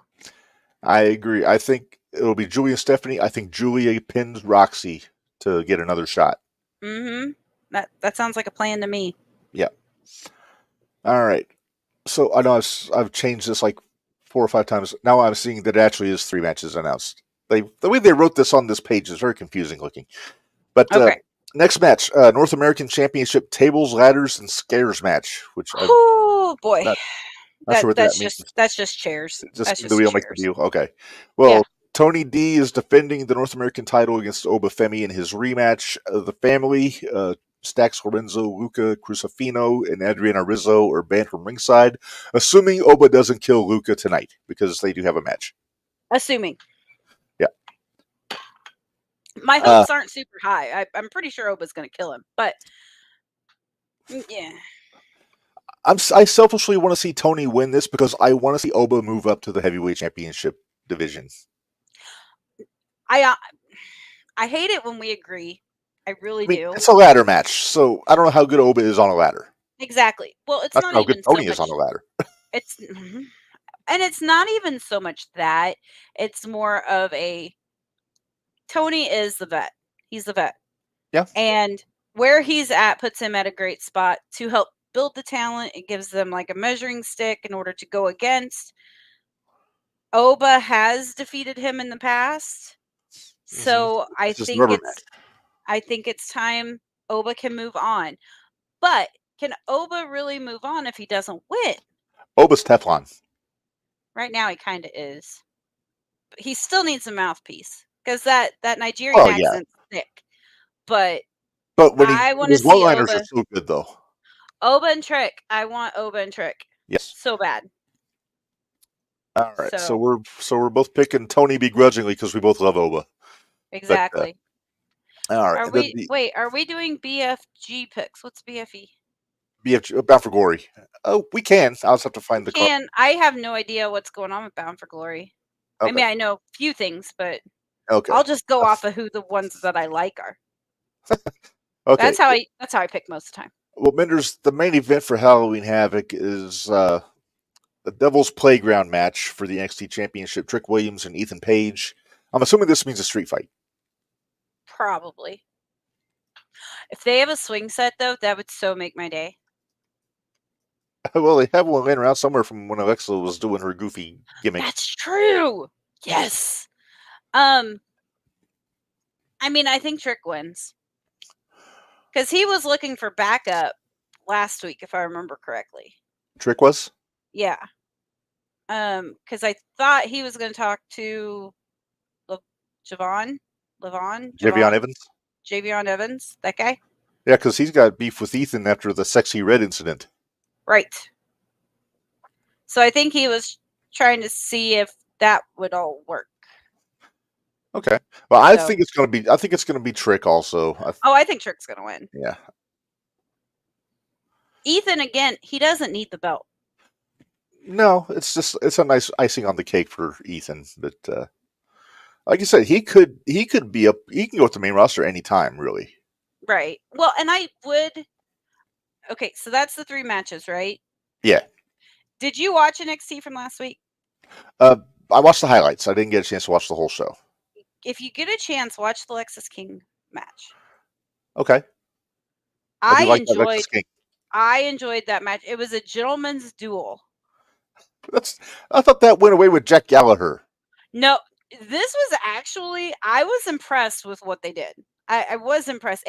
It was kind of a throwback to the NWA days. Like you couldn't toss anybody out over the top rope. Is it like Matt Striker's Extreme Enforcement of the Rules? I don't know. I never saw his. It was a match with Balls Mahoney at the ECW December to Dismember. And are we gonna watch this at some point? I think we are. It's a really bad pay-per-view, but I think it might be bad fun. Okay, as long as it's bad fun. Yeah. All right. So so that's all we got so far for Halloween Havoc. You didn't finish what you were saying. What? No. Okay. So the gentleman rules thing was like if the guy had 4 points of contact to the mat, you couldn't attack him. So like they're down on their hands and knees, you couldn't kick them. Oh wow. And you couldn't flip them out over the top rope. There was no fighting outside of the ring. Everything had to be done in the ring. It was actually Who was he wrestling? Was it Oro Mensah? Yeah, is that the guy from Metaphor? Yes. Yeah, yes. Okay. It was I know they've been feuding. But yeah, that I was actually really impressed with this match, which it shouldn't surprise you because it was a wrestling match. It wasn't a wrestling. It was wrestling. Yay. It was, but I enjoyed that match. Go back and watch it. I think you would enjoy it. I will do that. It's not going to be like outstanding match of the year or anything like that, Well, but it was a fun match to watch with different rules and watching how Lexis King can wrestle. Can wrestle and can make the rules spin just a He can twist it to his benefit. Exactly. Gotcha. Kind of like a Ben Trust would do. Ugh. Sure. Why All not? right, Minderz. So that's Halloween Havoc. Let's move on to Bound for Glory here. And This is gonna be tough because I have no idea what the storylines are or anything. Because I have No. enough problems trying to watch all the WWE and AEW stuff, let alone to add TNA to that group. Yeah. Well, I'm just gonna say this: the card is stacked for Bound for Glory. Oh, I'm sure it is. Because and I may actually break down and watch it at some point. It'll be on weekend. Triller if you're so inclined. So I may pony up the money for that also. But just running down the matches here: Josh Alexander versus Steve Macklin. Okay. And this one has been pretty much in the making since Josh got hurt and had to give up the world title because Macklin was supposed to be the guy to take it off of him. Okay. Now that tells me a lot because I do remember all of that. Yes. Now neither one of these has neither one of these guys has the world title. This is just one-on-one. Right? Because does Dolph still have it? Dolph still has it. Nick Smith still has the title. Yeah. So yeah, Alexander versus Macklin. This is going to be pretty much a hoss fight between these two fellas. Anything with Josh Alexander is a hoss fight. Yeah. I mean, shit. Even just based on what he did with Takeshita on Sunday. I wouldn't mind seeing it. I think I've seen one match. Because I really wouldn't mind seeing Josh Alexander and Alex Kane go at it. I think that'd be a lot of fun. Oh, well, you're teasing me with a good time, Minderz. Wouldn't it be fun? I think it'd be a really fun match. All right, just based off of what you know, Minderz, pick me a winner, Alexander or Macklin. Alexander. I agree. He's kind of Mr. TNA at this point. He really is. I mean, he's the one that doesn't really have any other. Like Nick has WWE, obviously, because he used to be Dolph Ziggler. Right. I feel like Josh is like, he's the Tommy Dreamer of TNA. That's an interesting way to put it, with a Kurt Angle twist. Right. I'm just, right. Yeah, that's kind of how I feel. Okay. I'm going to agree on Alexander. He's just so good. Next match we have here, Moose versus Mike Santana. Ooh. Yeah. That has piqued my attention. Mm-hmm. I'm going to... Go ahead. You let me go first. I'm going to pick Santana here. I mean, they've booked Moose like a friggin' beast pretty much the entire time he's been in TNA. But there's something about Santana that I like. He's just... Because, okay, I just want to make sure I'm thinking about the right Santana. We're talking Santana and Ortiz Santana, correct? Okay. Yep. And but yeah, he's good. He's won some individual titles on like House of Glory, and I think Revolver. I think he's been around. I'm gonna disagree with you on this one. I'm gonna go with Moose. I'm gonna go with Moose. Nothing wrong with it. And he's gonna have the system with him, his faction with Eddie Edwards and Brian Myers. So jeez, Brian Myers. I love that kid though. Yeah. I do love that kid. Oh, the match he had when he was teaming with Hornswoggle a couple years ago at the Expo was priceless. It was so fun. All right. Next up, TNA Knockouts World Tag Team Championship. Jordan. What? No, tag team. Oh, tag team. My bad.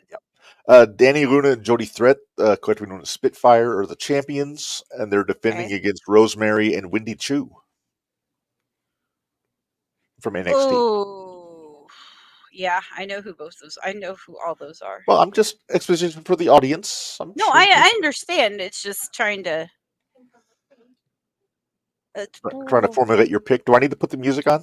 No, I will go with Rosemary and Woo. Chu, Woo. Wendy Chu. That's where I got. I put the two together. Did you think it was Wendy Woo? Yeah, Wendy Woo. No, what the hell's Wendy Woo? Oh my god. I can't wait till I see you Saturday and I'm punching the bass. That's gonna be fun. You know I won't. You know I talk a big game. You know I won't. Sean, we are going to get into this NXT news also after we're done with Bound for Glory because that is a big deal and we're going to get into it. I'm going to pick the champs to retain. I'm going to go with Spitfire here. I wouldn't be surprised. But I also I wouldn't be surprised to see the TNA Knockouts Tag Team Championship show up on NXT to get a little bit of a rub. Exactly. Okay. X Division Championship, Minderz. This one sounds like it's going to be a fun one if you like fast-paced stuff. Speedball Mike Bailey is going to defend the X Division Championship against El Hijo del Vikingo. Okay. Oh, is that it? Going. Yeah, just one-on-one. Just Vikingo? Oh. But, Vikingo did just lose to Connor Hopkins not too long ago. Oh, that pesky Connor Hopkins. Didn't he beat Cobra? He did. I think I'm going with Speedball. You know what? I love Speedball. I'm gonna just to be different. I'm gonna say Vikingo. Okay. I can see him putting it on because he goes to AAA, or I think it's AAA that he wrestles for in Mexico. Yeah, it's AAA. Mm-hmm. So I can see just to give the X Division title a bit of a global reach. I mean, granted, Bailey's from Canada, but still. I mean. All right. TNA Digital Media Championship and International Heavyweight Wrestling Championship Monsters Ball match presented by the Eye of the Salamander. I read that verbatim. Okay. PCO defending against Matt Cardona. PCO. It's a Monsters Ball match. You got to go PCO, don't you? PCO. I mean, Cardona is the king of the death match. No, he's Mid Cardona. PCO. AJ will get mad at me if I choose Cardona. PCO.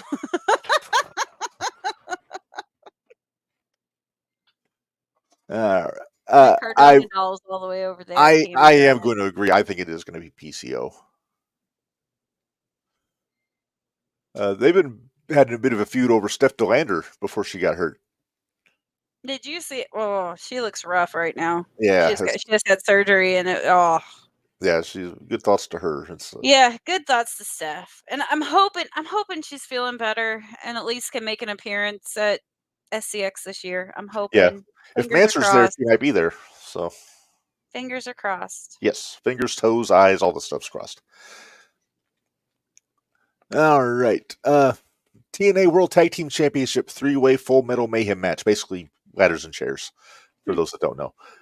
The System, Eddie Edwards and Brian Myers, will be defending against the Hardys and ABC, which is Ace Austin and Chris Bay from the Bullet Club. Mm-hmm.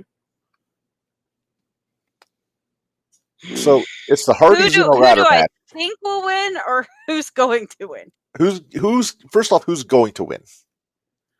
I'm really hoping the System retains. Okay. Who do you think is going to win? Hardys. Uh-huh. I think I'm going to be different. I think ABC's going to win. Think ABC's going to win? They're multiple-time tag champs already, so I can see them doing it. I haven't seen as much from ABC. I know they're a fun tag team. Yeah, very talented tag team. Ace very talented. Damn good. But I just. You think the Hardys will get that feel-good moment? Yeah, I do. Wait, where is Bound for Glory? It is in Detroit. Oh, Wayne State University Fieldhouse in Detroit, Michigan. And Motor City Machine Guns just left. Right. But Rhino's going in the Hall of Fame there. So. Okay, so that makes okay. I still think Hardys are probably going to win, just because haven't they been teaming with Joe Hendry here lately? Who? Joe Hendry. He kind of suck at this. Well, it's there he is. There he is. I believe in Joe Hendry. Did you see the reel where the Hardys are like Joe Hendry's music and all that, and they've got like I believe in Joe Hendry, I believe in Matt Hardy, I believe in. I haven't seen that, and I'm glad I have. Oh, I'm gonna find it and send it to you just so you can be annoyed like I was. Is that your payback for me showing you get out and get under your automobile? Yes. My wife is laughing at me right now because she knows sure exactly what that is. Uh-huh. All right, well, let's move on. Minderz Knockouts World Championship. And Jordan Grace. Okay, now you say that, but you don't know the match. Jordan Grace. one, Jordan Grace is defending against Masha Simovic. Oh. This might be match of the night. This could be a damn show stealer. I'm still going Jordan Grace. I like Masha, don't get me wrong. You know what? Sean made a point in the comments that kind of swayed my saw that. thinking. I saw that. Contract expires in January. Maybe this is putting the belt on Masha so Jordan can get out of there and sign with WWE. You know what? Does she want to, though? That's a question. I don't know. Because she's pretty well ingrained in TNA. Yeah, TNA's making drawing good houses now. And Gresham's still there. And she's got the relationship with WWE. She can go there anytime she wants to. Yeah, I mean, they already know that she's great. Yeah. I don't know. I'm gonna say Masha just to be different. I could see that happening. I'm not saying that it won't happen. I'm just saying I would prefer to see Jordan win. Well, yeah. Well, Jordan's over, that's for sure. But yeah. Okay. Anyway, main event. Special referee is gonna be Frankie Kazarian for this World Heavyweight Championship match. And Frankie. And Nick Nemeth is going to be defending against this guy. Oh, you're killing me. Wait, didn't they say something about that? I believe in Joe Hendry. I love it. Play it. I can't say it until you say his name. Joe Henry! I believe in Joe Hendry. So fun. Sean will say who throws Jordan. I still say Masha on this weekend, but if not Masha, I don't know who. It's as long as it's not Alicia Edwards. There was maybe an out of retirement Mickie James at some point. You never know. Deanna Purrazzo could always come back in. Oh no, she's with AEW now, but no, Deanna beat her before, but. Okay, I don't remember where I've seen it, but I thought Mr. Hendry said something about he would do something if he won, like go back to or like take it to NXT. Yeah, well, you know he remixed his theme music and submitted it to the Eurovision Song Contest. Oh, yeah, okay. For representing Scotland, I don't know what's going to happen with that. I think this is Joe's night. I think Joe wins. Joe's over like crazy. Yes. I didn't say his full name, so you don't have to play the song. Also, it should be pointed out they are doing their Call the Shot Battle Royal also during the show where the winner gets a trophy and a title shot to be cashed in at any point for a year. Oh. I don't know. They haven't said who all's in it. I'm guessing most of the roster. Probably. Moose has won that and then cashed in on the same night on Josh Alexander before. So if you really want to piss people off, have Joe Hendry win the title, then have somebody cash in on him and take the belt from him. You want heat? You got to. There's your heat. There's your heat. I believe in heat.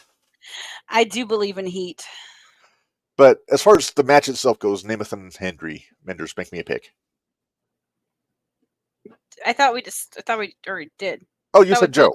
I said Joe he's over. He's so over that. Oh, who? Joe Hendry. Love Joe. All right. So, yes, that's Bound for Glory. I may actually get that pay-per-view this weekend because it looks like a friggin' great card. Let's see. NXT made some news today, or last night, Minderz.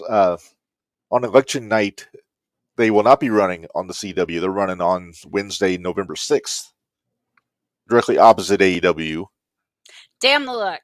And they're doing it in the ECW arena in South Philadelphia. I'm so excited. And from what I heard, they've already sold out on pre-orders for that show. You know, it's funny because I heard, well, you know, everybody that the AEW faithful. That's what I'm calling them. That's the nice way to put it. That's the nicest way to put it. They are already talking a whole bunch of smack about it and how the tickets are so expensive and blah, blah, blah, blah, blah. And I'm well, yeah, because there's a 1,000-seat building. They got to make their money. But here's the thing. AEW probably would struggle to fill that building. No, I bet they could sell out that building. It's 1,000 Well, seats. but not because of AEW. No, because I don't think South Philly. they would sell it out because of AEW. They would sell it out because it's South, like you said, South Philly. Mhm. It's the ECW arena. Yep. They haven't announced any matches yet for the show. Obviously, it's because it's still 2 weeks away. But I gotta imagine they're going to have some luminaries, for lack of a better term, showing up on that show. Your Somewhat. Dudleys, Some like what? your Dudleys and your Foleys and Oh, okay. dignitaries. Maybe that's a better word. Thank you. I don't like luminaries. You're gonna hate me because Careful. I just sent you that reel. I love I you. saw. But yeah, I'm curious to see that how I want to see how it's going to look in the ECW arena. Are they going to change their set for it? Or are they going to kind of They go would back be- to the ECW They style? would be smarter enough. They would be smarter to keep it as ECW as humanly possible. You think so? I do. They're going to have to tone it down a little this- bit just for space, In my opinion, this is going to be a throwback episode.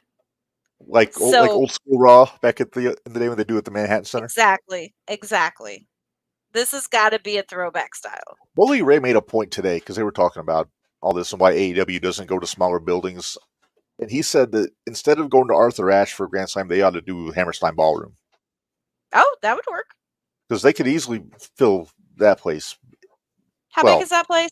I think it seats 4,000, like capacity.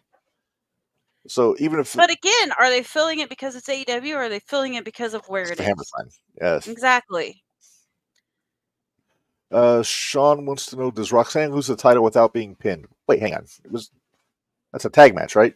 It's a tag match, Sean. Yeah, so title's not on the line for the tag match. It's not on the line. I do think Roxanne gets pinned. I think Julia pins her in this tag match. That's how they're going to get back to Julia versus Roxanne again. Right. Was Stephanie in Julia's corner and Cora and Roxy. Cora in Roxy's corner. Mm-hmm. And then who knows? Maybe we'll get a Stephanie heel turn and turn on Julia. How do we get to there? I hate you. I said maybe. You keep giving me all these. Yeah. Oh, no. She'll lose straight up. It'll be Yeah. Speaking of teasing with the good time Minderz, I'm going to throw just a picture up from last night. I want to get your immediate reaction. No, I texted you. I so texted you when that happened. Did you hear the fans when they got face to face? Oh, everybody wants it. Oh, everybody wants it. I wasn't there, and I had no sense of smell, but I could smell money. Print it. Print it. Take my money now, I say. Yeah. Jacob Fatu and Braun Breaker. I don't think it happens. I think they'll go face to face at the Rumble. That'll be the first actual physical. I think that'll be the actual first physical touch. But they're not. Yes, Sean. I do think Julie will be the one to beat her. Did we get out of NXT too fast? Apparently, we did. I think that'll be the first time they touch. I wouldn't be surprised. I don't think they'll eliminate each other. I don't either, but I'm not sure if we wouldn't maybe get it at WrestleMania. Maybe. I don't know. Maybe. They're still on opposite shows. Well, they kind of fixed that. We haven't talked about Raw yet either. No, we haven't. Well, this was basically purely just to get Jay into the War Games match. I know. But again, I get why they put the title on him. I understand that. But why for only, 6 weeks? 4 weeks? That belt was merely a prop to get him into War Games. It really was. Hey, don't call it a prop. Jake, I'm sorry, I misspoke. I don't. You know how I feel about belts. Rikishi beating your ass now, do you? I've already pissed him off once. I don't want to do it again. Yeah, don't do it again. But no, Jay got the feel-good moment with the belt, and he got a nice month-long run with it, which isn't. It's longer than a transitional champion would get, but it's back where it belongs. I think Braun needs it more than Jay does. He does, but I feel like Jay's going to go. To Zarya now. Okay. Yeah, I don't know. Sean's asking, what's Delta going to do with Halloween Havoc? I don't know. I'm going to take a wild guess and say she's going to show up at the end of the main event, or whatever, at the end of the tag match, I should say. Probably. And do the old face stare down like they do so well. Can we talk about putting the old foot in the mouth again, Minderz, from all last night? About what? Oh, Carlito. Tried to be funny. Went over like a fart in church. Sure did. Hey, buddy, read the freaking room. Read the room. Although, you know what? Okay, speaking of reading the room, and I just kind of want to bypass this because put that picture back up real quick. You can't really see it. I had more fun reading those posters. Oh, yeah. In the back. I really didn't pay that close of attention to what was being said. I was reading the posters in the back. It was basically Carlito. Wahoo was on there. Did you see that Wahoo's name was I did see Wahoo. I did see Wahoo. I think Professor Tanaka is on one of them. Yeah. I was like, oh, the good old days. Yeah, old Carlito was making the hard sell for Dominic to get a title shot. Pierce slapped him out of the room. Wait. So when Carlito mentioned that, let's go back to when they were hanging out in the clubhouse. I know it's not really the clubhouse, but when they're all together. Backstage. And they said that. When Carlito first said that, did you laugh out loud? Because I did. I chuckled. I didn't laugh. Oh, I laughed. I cackled. Well, you know who laughed? Adam Pearce. No, Liv. Oh yeah, Liv did. Yeah. But no. Everybody had a good chuckle at old Dom's expense on that one. And then when Carlito went in there and talked to Adam Pearce had a good cackle out of it. You know what? Great. I felt good for Pierce. Needed a laugh after all that shit going on with Bronson Reed and Seth Rollins last night. You know what though? I love the fact that they kept that going throughout the entire show. Yeah. I thought about giving good hoodoo to that announce table after that tsunami when the thing just exploded. I swear, I think the one piece landed on Seth, didn't it? I'm pretty sure it did. Well, see, Seth, Sean thinks Carlito's going to get kicked out at the Judgment Day. Nah. Well, he might get his ass kicked by Raquel. He might get his ass kicked out of everything. But well, he might get a little bit of time off to get some what do they call it? Sensitivity training. Sensitivity training, which I'm imagining he'll be told to apologize to EO and Kyrie. Right. Well. Okay, unpopular opinion. I might be sticking my foot in my mouth. But need music? No, we don't need music. I'm just thinking, if this would have happened 20 years ago, we wouldn't be having this discussion. No, it's a different culture. I know. What the hell was that? It's Mario falling. Okay. But it's just frustrating. I mean, Wing! There you go. But Sean says, "Wonder who the former world champion is that Dom is facing." My first guess is Priest. That was my first guess. My second guess. Oh wait, it can't be him. He didn't have the world champion. He had the Universal champion. Who? Oh, Finn. It won't be Finn. What if it's Ray? Would it be Carlito? Carlito was never world champion. He was never world champion. I couldn't remember if he was or not. U.S. and Intercontinental and tag team. Okay. My guess is either going to be Priest or it's going to be Ray. Probably Priest. It can't be Ray. Ray's in the three-way match for the tag title. It's going to be Priest. It's going to be Priest then. It's going to be Priest. If you're adding NWA, you could be Truth. It won't be Truth. I know. Oh. How about Truth last night, though? God, I love Truth. Although, I got a bone to pick. Okay. Are they going after The Miz or are they not? It sounds like they're going after Miz We're talking Wyatt 6 here, just so everybody's on the same. Yeah. And let me say this. I like how they're booking the Wyatts now because I literally forgot about the Wyatts for a few weeks until they showed up last night. Well, I didn't just because I kept seeing the blips on the... Well, but I mean, like, as far as, like, a big picture. Yeah. But I don't want to see the Wyatts every week. Oh, I don't especially either. Especially if they don't have something for them to do. Well, and I don't mind the blips. No. Because the blips are just enough to remind you they exist, but they don't have to physically be there. Yeah. I was a little disappointed when Miz was by himself in the ring when Howdy came up from behind. I was hoping it was going to be Truth, but it was Howdy. But I don't understand why they went after Ellering. Ellering pushed Miz out of the way and took it. I'm wondering, is this how they get Ellering off TV? Could be. Could be. I love Paul Ellering, but he hasn't really been. He hasn't been doing a whole lot lately. lately. He hasn't been doing a whole lot lately. He deserves better. He does. There's a lot of people that really deserve better. Across all companies. What did you think of Xavier and Kofi versus the Creed guys? Wasn't it Creed? The Creed brothers, yeah. Yeah. Oh, hang on. Real quick, breaking news. We have another match added for Halloween Havoc. Andre Chase versus Ridge Holland in an ambulance match. Fine. Whatever. If Andre loses, he does not get to wear his sweater or his pullover. Ever again. Again. You know, it takes a lot of bravado to be in an ambulance match. It does. It does, jackass. You get it? I got it. Whoops, wrong one. Where'd it go? Yeah. Do you have it rim shot? Is that what you have it labeled as? Pretty much. All right. Like I said, it seems like they're getting more and more comfortable with the 2 hours on Raw as it goes forward. And then, of course, as soon as they get it down to a science, they're back to 3 hours on Netflix.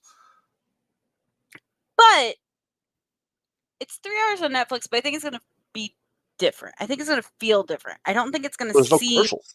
3 hours. Right, because there's no commercials, which right now I feel like half of it, if I was to actually fast forward. And it's always the same commercials. I know, but I'm kind of excited. Maybe it doesn't have to always be commercials. If I never hear Will Ferrell sing everywhere again, it's too soon. Right. All right. So that's what we had to look forward to, Minderz. I've been itching to get into this. Actually, oh shoot, are we going to get our buddy involved here? Let me send him a link just to see. Oh, is our buddy joining us? I'm gonna see. See if he can. So we'll give him some time. We haven't completely talked about everything on Raw, so I'll give him a minute because we had the main event last night, which was Breaker and Jay, and we didn't really talk about everything that happened because Solo showed up. Yeah, we basically just talked about the finish with the Bloodline costing. I enjoyed the match. I enjoy when these two have matches. They're really good matches. Mm-hmm. I will say that Breaker has a better spear than Jay any day. Yeah. Jay, it seems like he's doing Roman spear, but without the oomph. Trying.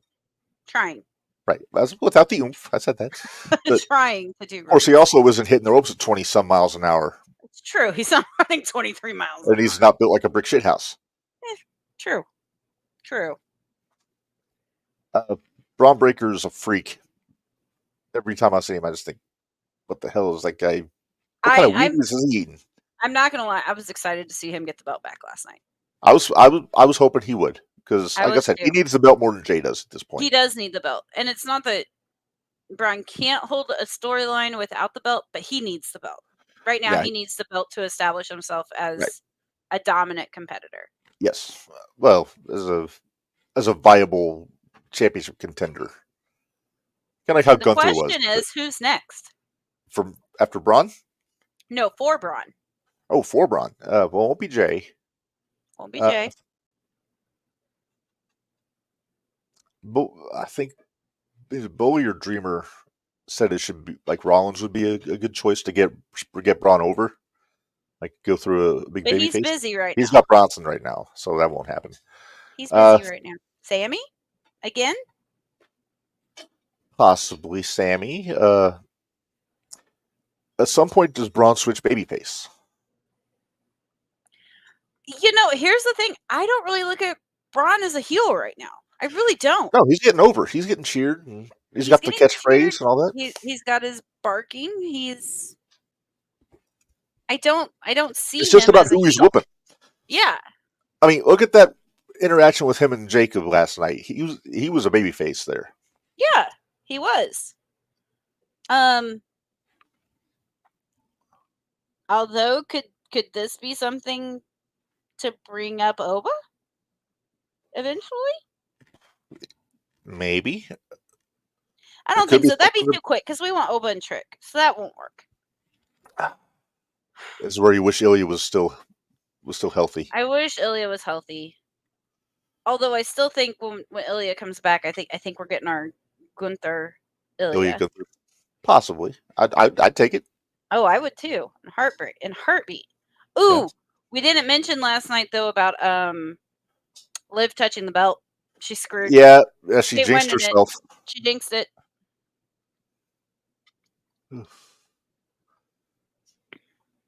She jinxed it. She's not going to win it.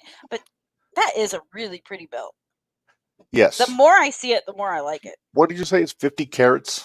50 carats. 50 carats.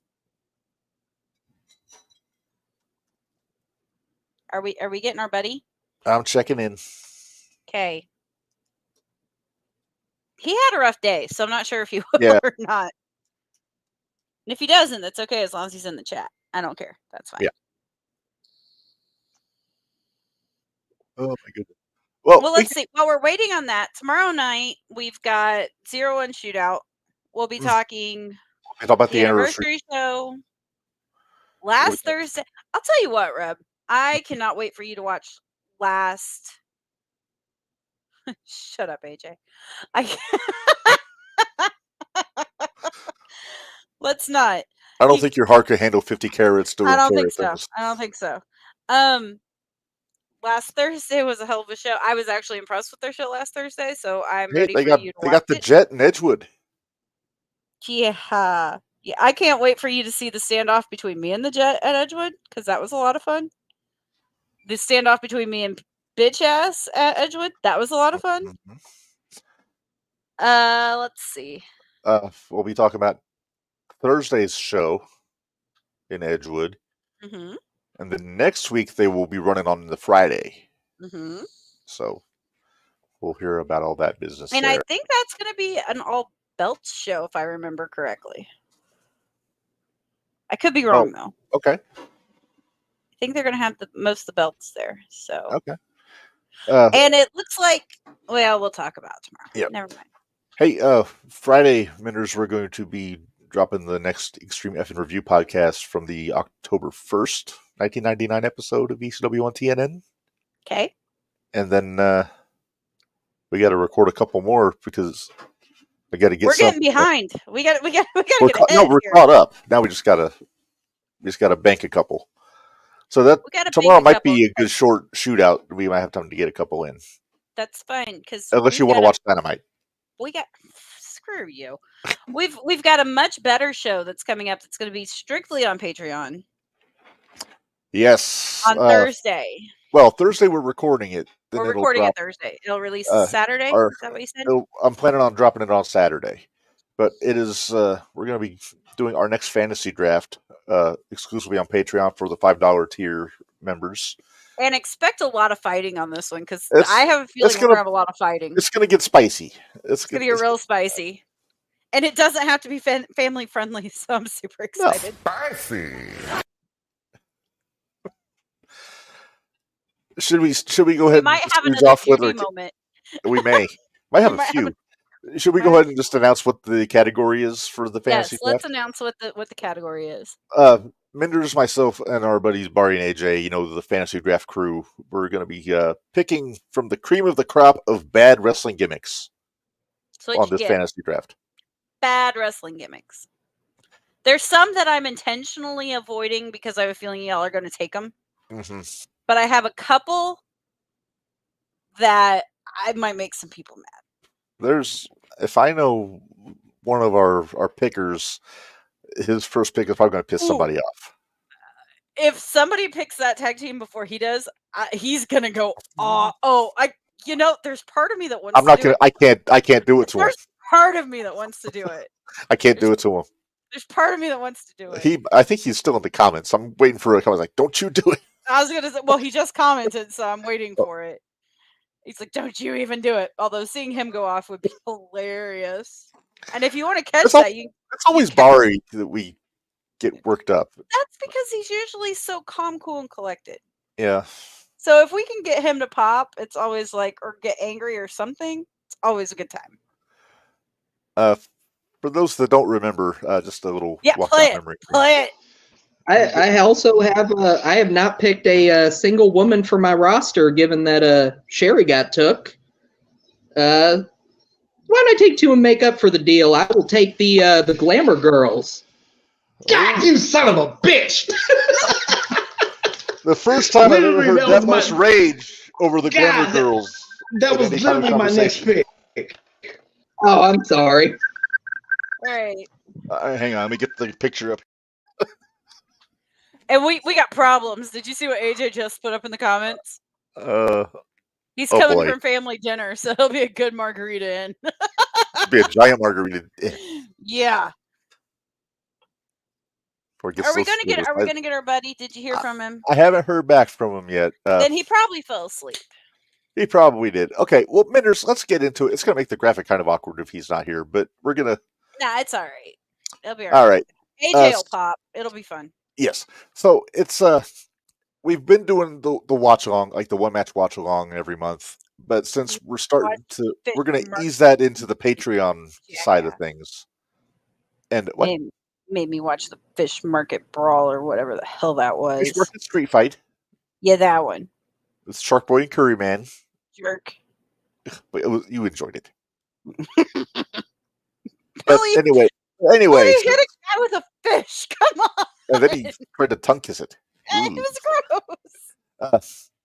But no, since we're moving all the watch along stuff to the Patreon, there's a window for a new segment on the JTR every month, and we did some brainstorming with the group, and you came up with the concept, Minderz. Bari came up with the name. I came up with the video.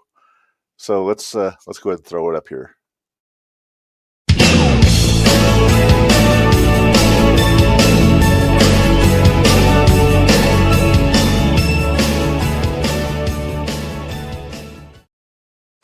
God, I hope he saw that because that's I great. hope so. If not, maybe I'll send it to him. But we got to send it to him now. We were holding off on it, but it's great. So yeah, you read that right. It's who's whooping who is the name of this segment. And Minderz, since you came up with it, why don't you run it down? See what the premise is. Oh, there we go. AJ popped. I knew he would. So the whole idea behind this is everybody always has their dream matches, right? Especially Tony. Okay, but what if we could actually do a dream match where you would take two people from different eras at their peak? Now you take them at their peak. This is kind of how we did our old fantasy supercard episodes, Minderz. Right. If you could take two people at their peak and put them together, and who would win? We're going to justify why we would pick either one. Okay. So if you're familiar, the way I kind of got the idea, I'll go ahead and say where I kind of got the idea from, and that was from Deathmatch on YouTube, or Deathmatch I think it's called, where they would take like different superheroes and things like that and put them against each other. So it was kind of, but you have to take them at their peak, because who'd win in a wrestling match, Prince or Michael Jackson, kind of thing. Right. Or Sting and Undertaker if they were both in their prime. Death battle. There you go. Death battle. But like Sting and Undertaker if they were both at their prime, who would have actually won? So that's what we're going with. And Reb, who is our first contestant? All right. So the matchup we chose for this episode is well, to call it a house fight would be an understatement, Minderz. It really would be. We're going with two big boys here. And we're going the Beast from the East, Bam Bam Bigelow, against Big Bronson Reed from Monday Night Raw. With under the watchful eye of Bari. You can see him in the background. Yep, there he is. Now, here's the thing about this. We don't know if Bronson Reed's actually at his peak right now. No. That's the thing, because he's an athlete from now. So we're at the highest peak that he hasn't even reached his prime yet. I don't think he has. No. But so you took the liberty, Minderz, of working up a little tail of the tape for us. I did do a tail of the tape. The watchful eye of Bari there. You should have sent me that. I would have put that on it. But there we go. Yeah. All right. So there we go. Bam Bam has the height advantage on Bronson. He's got the weight advantage by a good bit. He's 6'4", 390 to Bronson's 6 foot 330. Right. I would almost say Bronson's more solid than Bam Bam. Well, he's more stout. He's built like a fire hydrant. Shithouse. Yeah. Brick shithouse. Similar finishers. Well, you got a similar finish. I would have put Greetings from Asbury Park on there. But, I almost did. I really almost did. Mm-hmm. But you put Bam Bam's diving headbutt. Yeah, I felt like they need to be similar. Okay. But you got Bronson's big splash, the tsunami off the top. You got the diving headbutt from Bam Bam. Also, I don't know if Bam Bam could get Bronson up in that Greetings from Asbury Park, the over-the-shoulder pile driver. Oh, I think he could. If anybody could, it'd be Bam Bam. Well, I mean, he still outweighs Bronson by 60 pounds. That's true. But Bronson's a load to get up for anybody. Sorry. Stop it. I'm not, and I'm not denying that, but I'm just thinking, yeah. You need to put Bari's face up in the corner. We need to get a little Bari up in the corner where the JTR is at while we do this. That'll be for next time because I don't have it handy. But, that's fine. As far as resume goes, Bam Bam, I did some research here. Bam Bam is a 21-year veteran. Mm-hmm. Bronson is in his 11th year, I want to say. That sounds right. I did some research too. And I'm not going to lie, I was really disappointed. Because I went back and was looking at some of the stuff from Bam Bam. I was really disappointed. I didn't realize that the only thing that Bam Bam ever won from WWF was a Slammy. For what? Say it. I wasn't going to. I was doing that on purpose. Please, please. Oh, he won a Slammy for best head. Yeah, I know. Oh, yeah, that's what he won. If that was an ECW Slammy, that'd be very different. Very different. Very different. No, but I was Bam Bam did have a very impressive head, though. He did. But I was disappointed. Bronson is no slouch in the head department. Are we seriously having this conversation? Okay, gotta breathe. Shut up, Brett. Shut up. I mean, spicy. Yeah, something like that.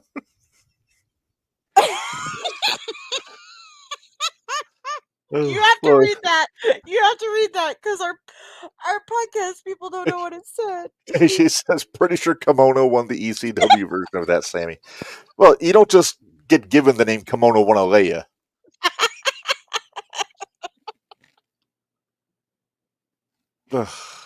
Can we move on, Minderz? Yeah, just go ahead. Okay. So, these guys are very similar, but also very different in their styles. Bronson's like a Mack truck, whereas Bigelow's like a brick wall. Yeah, because those are two different things. Bronson will run you over. Bam Bam will just stop you in your tracks. Pretty much. All I can think of when I think Bam Bam is going back to Bam Bam versus Taz and going through the ring. Yeah, both of these guys have had some pretty epic ring destructions in their time. Have. Bronson collapsed the ring a few weeks ago with Strowman. Bam Bam went through the ring, went through the ramp another time with Taz. Mm-hmm. One of the big factors, and like we said, Bronson I don't think has even hit his prime yet. Bam Bam is a former world heavyweight champion, and Bronson is not. Because Bam Bam was a former ECW world champion. Correct. Also, IWGP tag champ with Vader, if I remember right. I believe so. WCW tag champ with the Triad, Page and Canyon. And he's the guy that ended Taz's TV title reign. So he's He's got a pretty steep resume. Now, Bronson, the only belt he's had so far is the North American title in NXT. So far. Well, So far. did he not have anything in New Japan? No, he won there long. He was in the G1, but he didn't have any championships. Okay. They booked him like a friggin' monster, though, in Japan. They did. Well, they love their big monster heels. They love their monster heels. Especially the foreign monster heels, like your Vaders and your Nortons and your Bam Bams and all that business. But this is a match, if this was possible, I would pay good money to see. Oh, I would. It's not possible, but I would too. Totally would. I think we can make it happen on the 2K24. AJ? See what happens. AJ? That's on you, boo. Is there a way to video the matches off of 2K24? And we all have phones. I don't know why this can't be a possibility. You don't understand. That's how he used to show us. Because actually, AJ had created me, him, and Bari. I think he's created me in the last. Oh yeah, he created you and Stace. I forgot about that. Oh, you forgot. Bronson Reed also was Andre the Giant Battle Royal. He won the Battle Royal. Okay. He'd have to download a CAW of Bam Bam, but it could be possible. Very nice. Let's see. Both members of pretty legendary groups. Bam Bam was in the Triple Threat. Bronson is in TMDK. Yep. With Mighty Don't Kneel. With Sabre Jr. and Robbie Eagles are in there now. Gun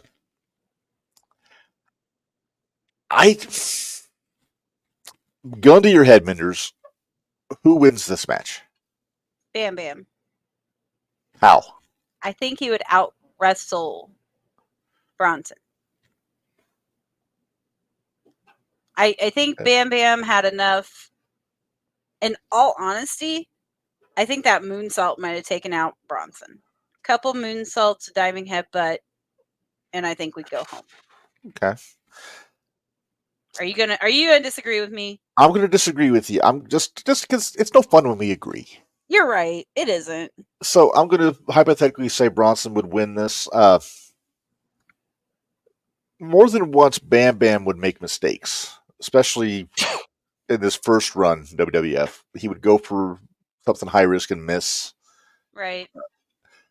I could see something happen where Bam Bam would go for the moonsault and wipe out, take himself out. Then Bronson hit the tsunami and get the win.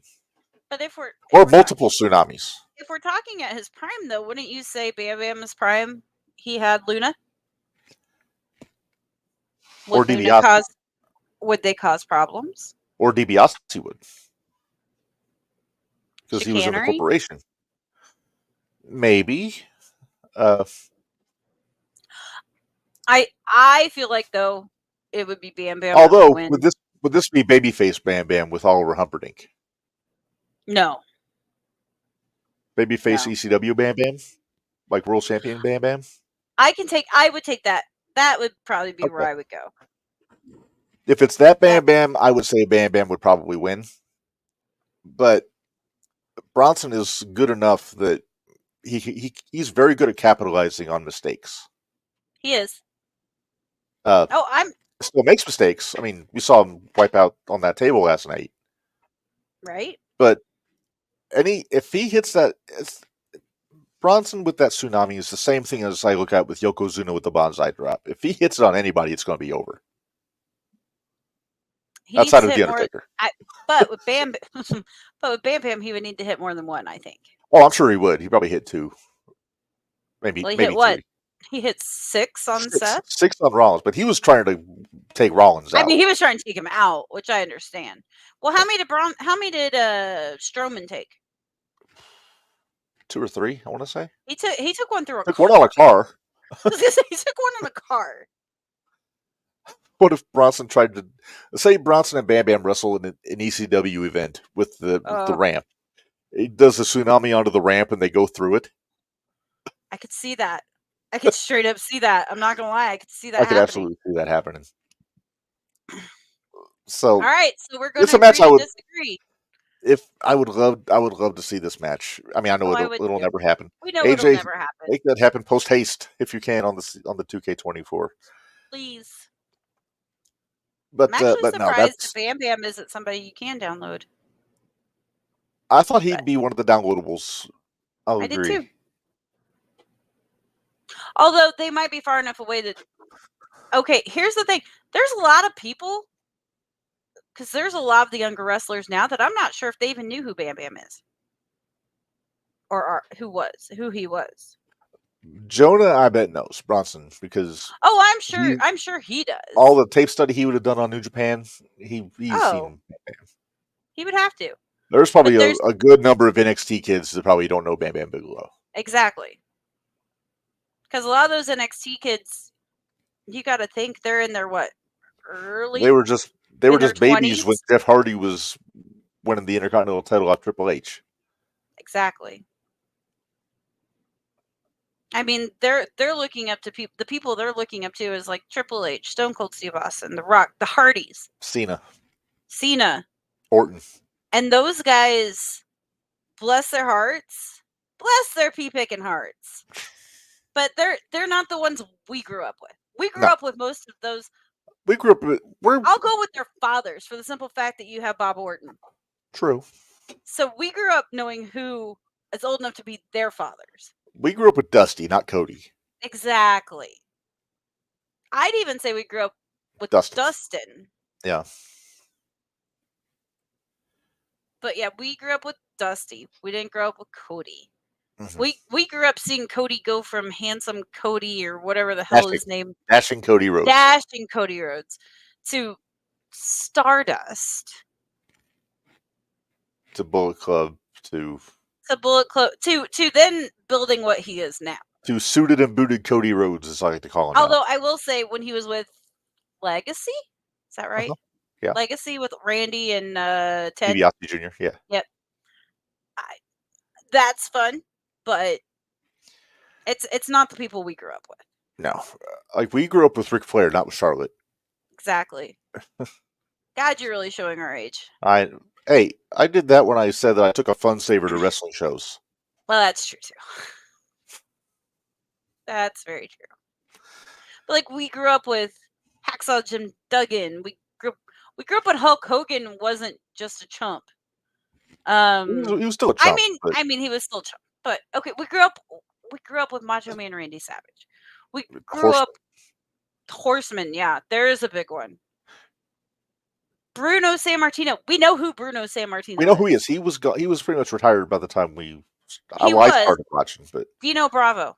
Tito, Bruno, or Dragon, Andre. Ricky. Yeah. These are the people we grew up with. We grew up with the upper echelon of the legends. Right. And then we've taken that into what we saw in the 90s and the 2000s and all this. And don't get me wrong, I know the 90s we're and 2000s. We're bordering on yelling at clouds at this point, Minderz. Oh, I know. But I know the 80s and 90s, like 90s and 2000s. It was still good, but it wasn't what we did. No. It wasn't what we knew. No. But I will definitely agree. I think Bam Bam, you think Bronson. So there we go. If they don't squash the referee and get a no contest. Well, that's true too. It could all be a no DQ or all DQ. Yeah.